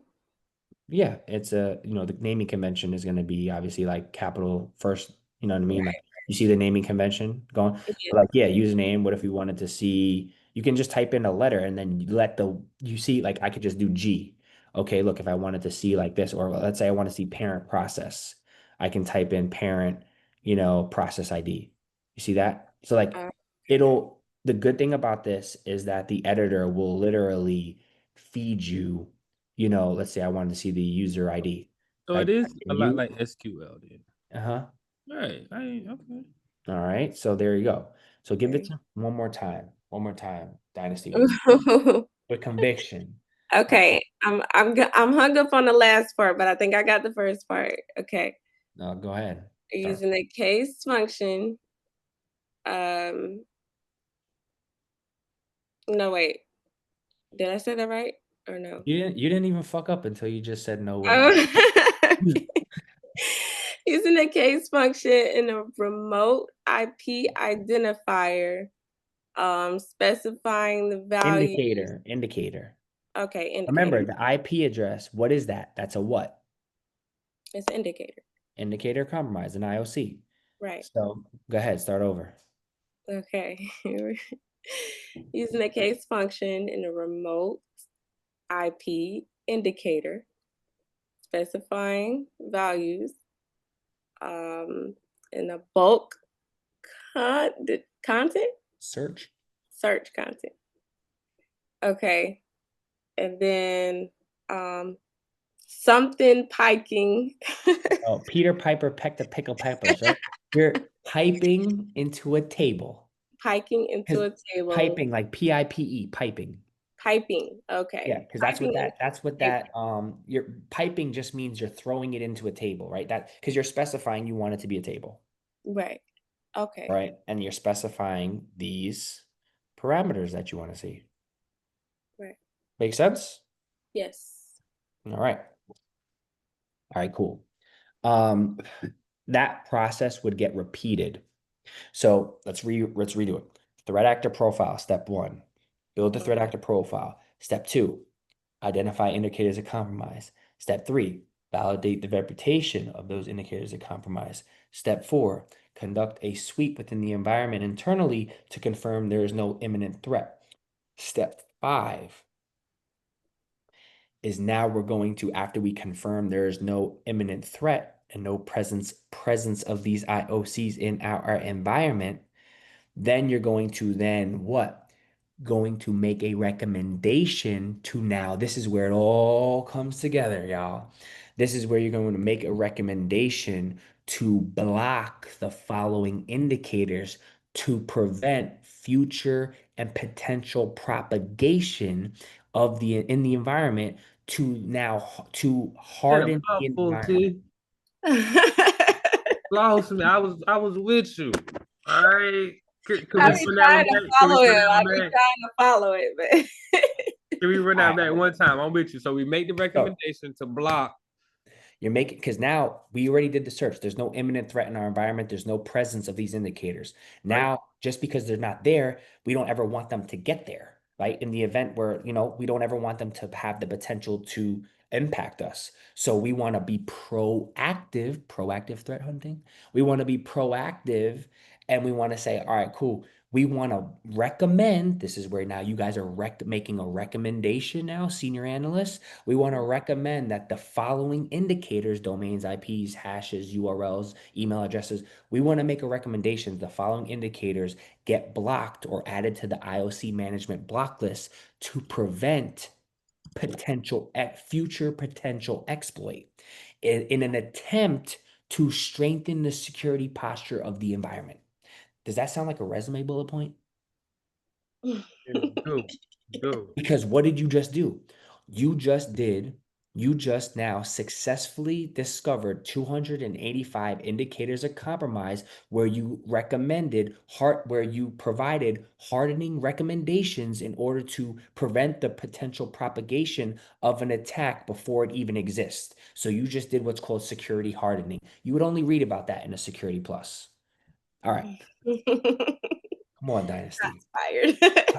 I made you a promise, so I'm sticking to it, right? Okay, I made you a promise. you did. All right. So I mean, now you got to sell it to me. I came from Ally Bank. I know in Wells Fargo. So I know like you're not about to go on a job and they're gonna give you this type of Right. access and just one-to-one. Right. No, you're not about to get this. So like so boom. So no. Where do we go for that? Because we did step 1, build the threat actor profile. Step 2, identify indicators of compromise. Step 3, validate the reputation using OSINT tools. Step 4, conduct a query within our environment via CQL to confirm there's no current propagation in no presence of an IOC in our environment. And step 5, now we're making the recommendation to harden the environment by proactively adding these indicators to the IOC management block list. Where do we do that? Let's go to the hamburger and ask for help. Hamburger. Now we're doing what? We're recommending blocking. So we have to use a module within CrowdStrike within endpoint security, and then scroll down to the what? IOC management module. When we get into the IOC management module, now we're going to add the indicator to the block list. Y'all, this is not no entry level juniors tier 1 analyst work. This is a senior analyst doing this stuff. So you guys are making recommendations, full incident response management from the proactive. Mind you, we didn't know anything. We just knew, hey, this threat actor is somebody who we want to conduct a threat hunt on. Go find the information, go find the indicators, go do the work. And now we want to confirm we're making a recommendation for blocking. But before we add it to the block list, let's just confirm whether or not it's already blocked. How about that? Let's confirm whether or not it's already blocked. Key step. Before you add it to the block list, you got to confirm it's not already blocked. So what are we going to do? We're going to hit search indicators. We're going to paste the indicator and hit apply. If you see it in here, that means it's already blocked. If you don't see it, that means it needs to be added. Well, in this case, it says no indicators yet. But if I go back just a second ago, there were a ton of indicators within the table. So those were previous indicators that were added, and you'll see that in display A. Indicator, IP address, the action, detect only, the added date, a couple days ago, and looks like it's being blocked on all hosts with a severity of high. Now, this is saying detect only, meaning if this IP address is seen in our environment, a detection or an alert is going to trigger. But that doesn't mean it's going to be blocked. What do I mean? Well, here's an example. This hash value, for example, is set with the action block, all right, across all hosts, and it's rated severity high. Meaning, if this hash is seen in our environment, it's not only going to trigger an alert, it's also going to block it. So we just checked and confirmed that this hash is not blocked because we did a search of the indicators in IOC management and nothing populated. So what we're going to do is add it to the block list like we just said we were. And in order to do that, you have to literally just go here, click add indicators, and we're adding what? A hash value or a domain or an IP. You can do all three within CrowdStrike. If it's an email or if it's a URL or if it's something else, you most likely will be using another tool to block it. It most likely will be on the firewall or maybe within this Cortex SOAR platform or maybe within just a different tool, an email security gateway defender or something like that. So we're going to add the hash manually by pasting it there. We're going to add it. We can add the file name if there's one associated. Now, in this instance, this hash doesn't have it's not triggering. So, but in most instances, I'm just going to go back to show you, right? In most instances, right? For example, this domain, okay, is showing a label right here. You can see it says government legal phishing. So this is a government phishing domain, right? Or URL domain.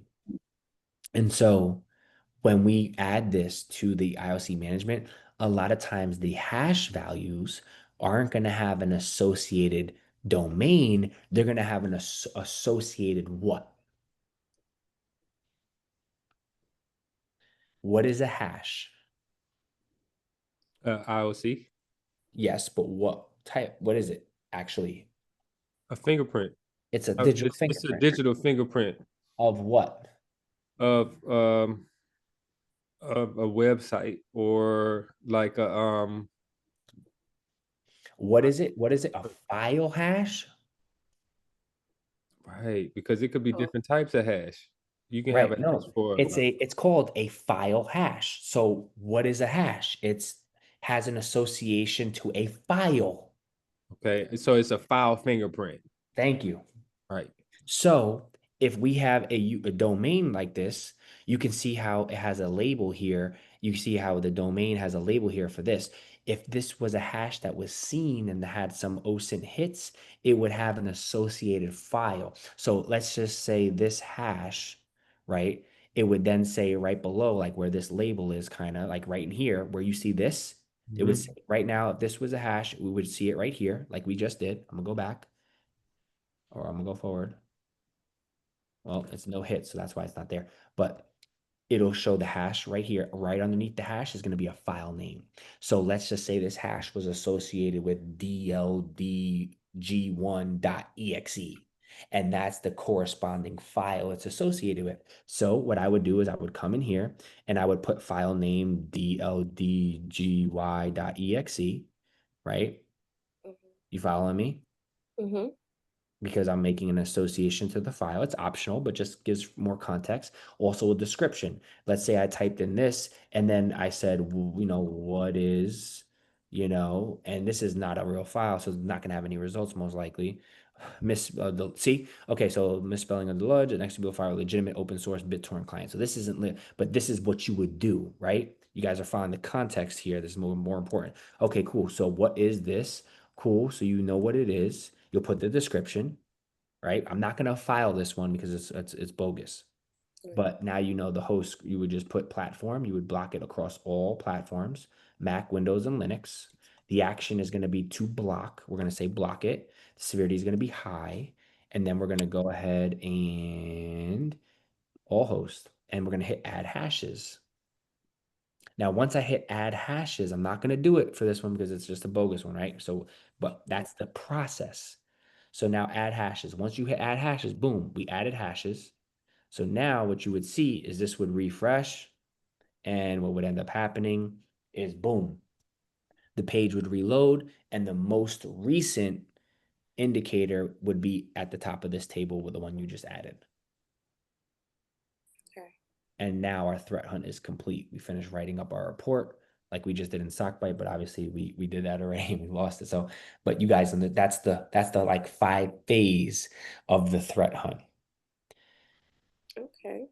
So we went through a lot. We went through CrowdStrike counter adversary operations. Okay, we even looked at we actually looked at what do we look at today? We looked at the detections really quick, but there's a bunch of different modules. We went over, I think it was, where is it? I can't find. Huh. I go to the endpoint security activity dashboard. Yeah. So we looked at the activity dashboard, okay, looking at the detections briefly, just to understand like these are the alerts we'd be responding to. And we opened up one of them. We looked at the full detection. We didn't go into depth, but I'm just saying this is one module looking at endpoint detections. These are alerts triggering on endpoints, hosts, laptop servers. Then we went into counter adversary operations to look at threat actor profiles. So counter adversary operations is the module we were working in. And we looked at Plump Spider, this threat actor profile. After we did that, we then pivoted into the indicators after we built the profile. And then we took these indicators and we followed a workflow of validating the reputation, then conducting a internal sweep via CQL in our environment using in the investigate advanced events search module. And that's where we ran the queries to see if there was any presence of these IOCs in our environment, which there weren't. We confirmed that. And then after we confirmed that, we wanted to go into endpoint security because we wanted to then make the recommendation to block these indicators to prevent future propagation and potential impact so that we can harden the security posture of our environment. And so we confirmed it wasn't blocked, and then we added that indicator to our IOC block list. Okay. So within those 5, 6 really steps, where do we build our report? Is it at the end, very end, once we're done with all of these steps? Then we do So our mind you, this whole time you're taking notes in a notepad or in OneNote, like like I was doing in SockBite, but you're not doing that. You're doing right. it in OneNote because at the end, what you're gonna do, like right now, we just blocked it. Now what you're gonna do is open up SockBite and you're gonna go ahead and copy and paste all that information there. That'll take you 2 or 3 minutes to copy paste all of the things that you need from your notepad or your OneNote, and then you'll Mhm. go ahead and create the report, and then your report will be created Okay. in SockBite. Okay. Any other questions? No, this was awesome today. It was. I Oh, learned a lot. Happy to hear that. yeah, I'm yeah. so happy to hear that. Well, It's a real deal right here. I It ain't. really we just walked through an is. entire threat hunt at a Microsoft, Microsoft level. This is what I do. This is what I do at Microsoft. Awesome. Verbatim. Yeah, this is very informational. I took a lot of notes. I think I still have to work on my LinkedIn because it still has like my real estate profile. Right. So we need to To change that. definitely want you to be able to, because here's the thing, right? Everybody has transferable skills. Everybody has, not every like one of my older previous directors at a company I worked at, he was like a car mechanic, and that dude was so technical. He was Mhm, really, really technical, and he was so chill. That's just a great guy. And he came from like I think he was like a car mechanic or car salesman, but he mhm, didn't have a tech like that wasn't his like thing. Yeah, he didn't go to school for cybersecurity. I went to school for cybersecurity, and I don't even come from a technical background. I just pursued it in college, but like I didn't grow up gaming or like doing any like tech stuff. You know, mhm. walk through the front door like everybody else.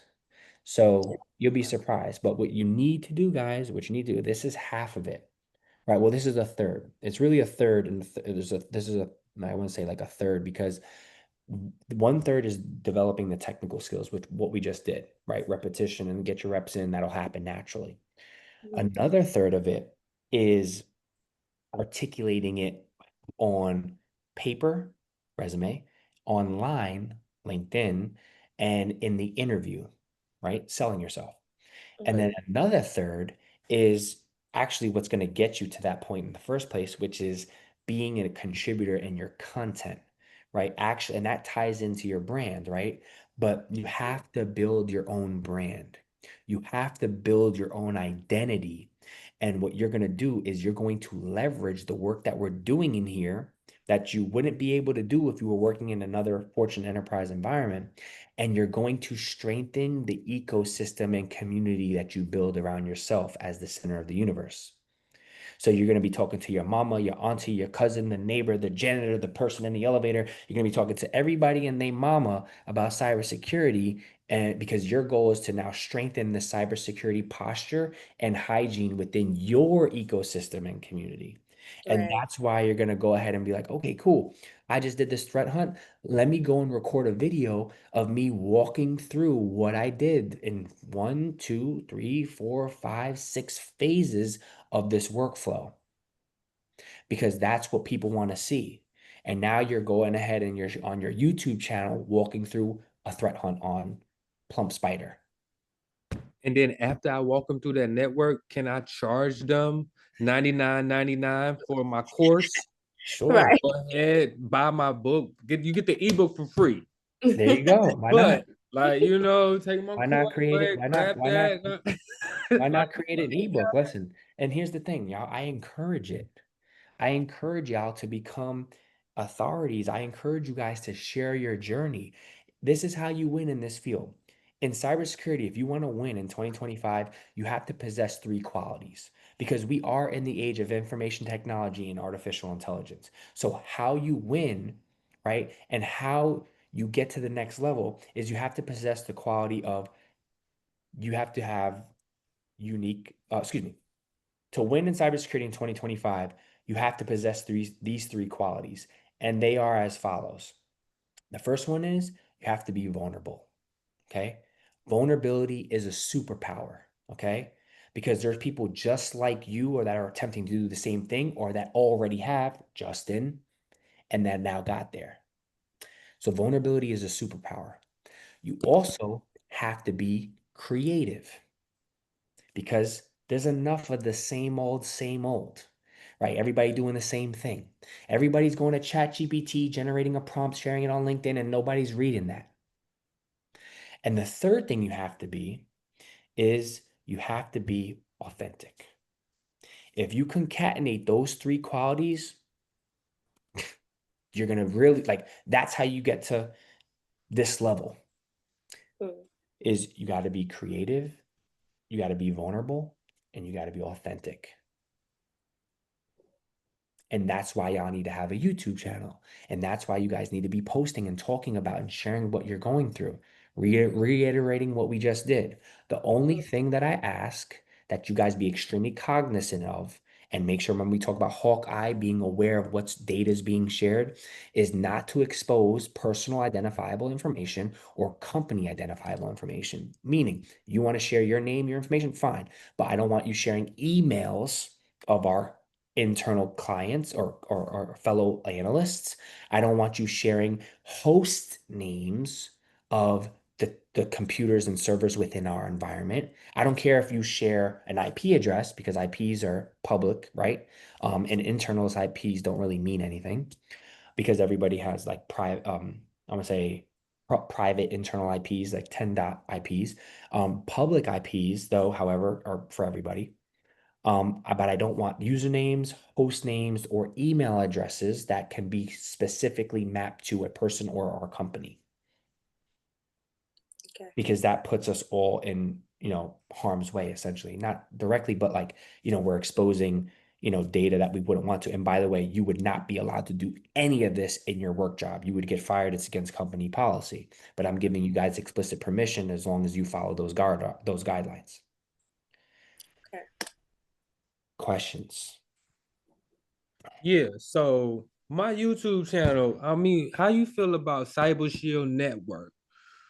Like, The should name? should we use our name or can we like be creative? I would use, so what I did, and again, I'm late to the YouTube. Like I didn't even like to get to where I didn't even do YouTube. And I wish I did such a long time ago. But my page is kind of like this on my page. And this is just for now. Like I always change it, but like what I recommend. Um, and this is just my page, like that's on my page, my actual YouTube page handle is just like my name, like my Instagram, like my Twitter, like my LinkedIn. It's the same, right? Across all platforms because I want to keep that same naming convention and professionalism and verification. So for me, I just did William Sims, pipe symbol, Scytharity. So people know me, my brand, William TJ Sims, and then they know also the company, the brand, right? So that's who they know is posted. So I recommend branding your name because I recommend you being known as an authority in your space, right? Justin Scarborough. I recommend you being an authority in your space, Dynasty Rector, right? The Scytharity, Dynasty Rector, right? Cybersecurity Powerpuff Girl. Like I recommend y'all being a Scytharity. And the name Scytharity, how I kind of came up with it, is cyber and authority mixed in one. Because Yeah, you because have I to, was over here, I'm thinking like JSecOps. I like it. You know what I'm saying? I'm thinking JSecOps counter adversary outreach. Right, Yeah, you know, like that's what like look, right? listen, I love it. I love it. But the point is, I don't even care what you do. Just do it. Because this is one thing I learned the hard way, y'all. I learned this the hard way. And perfection is procrastination in disguise. So I don't give a fuck what you name it. Just name it. Just do it. You could always rename it.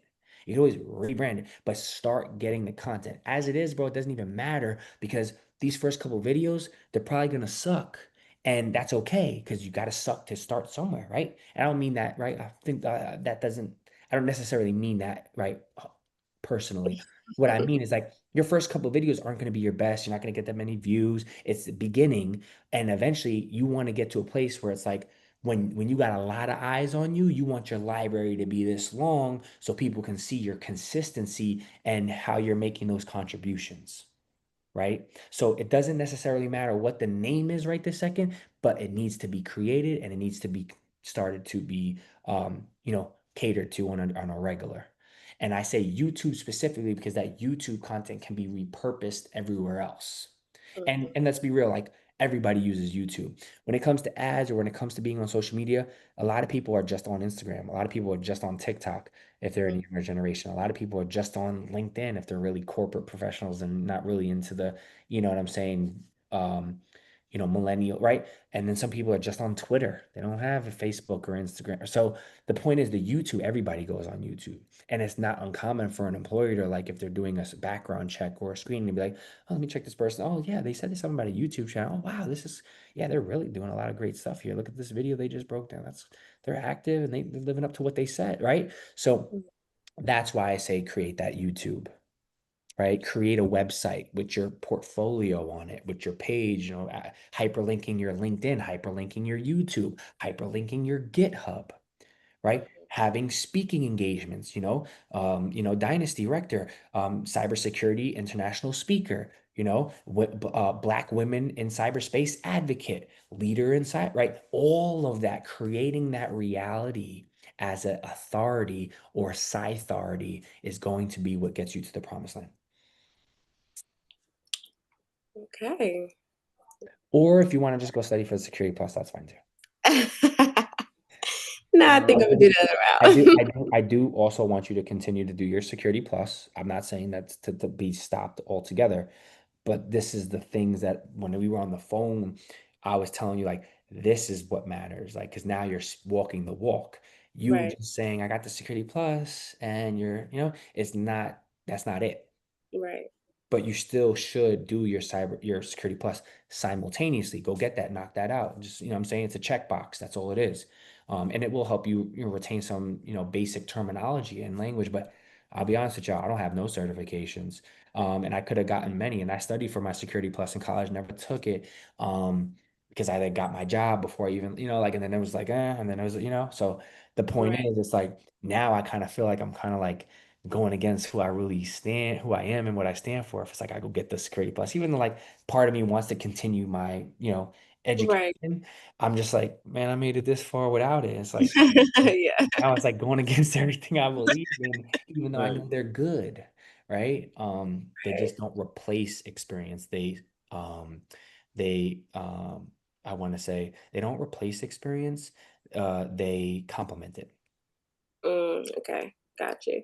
But you're prioritizing what you're doing now, and then that's just complementing and supplements, right? Complements it, not supplement. Right. Oh, all right, folks. Wow, we're okay. We're way over, and that's okay. But I think Fine. we got A a lot of lot done. information. Great information. All right, good first session, I guess. First we going good so far.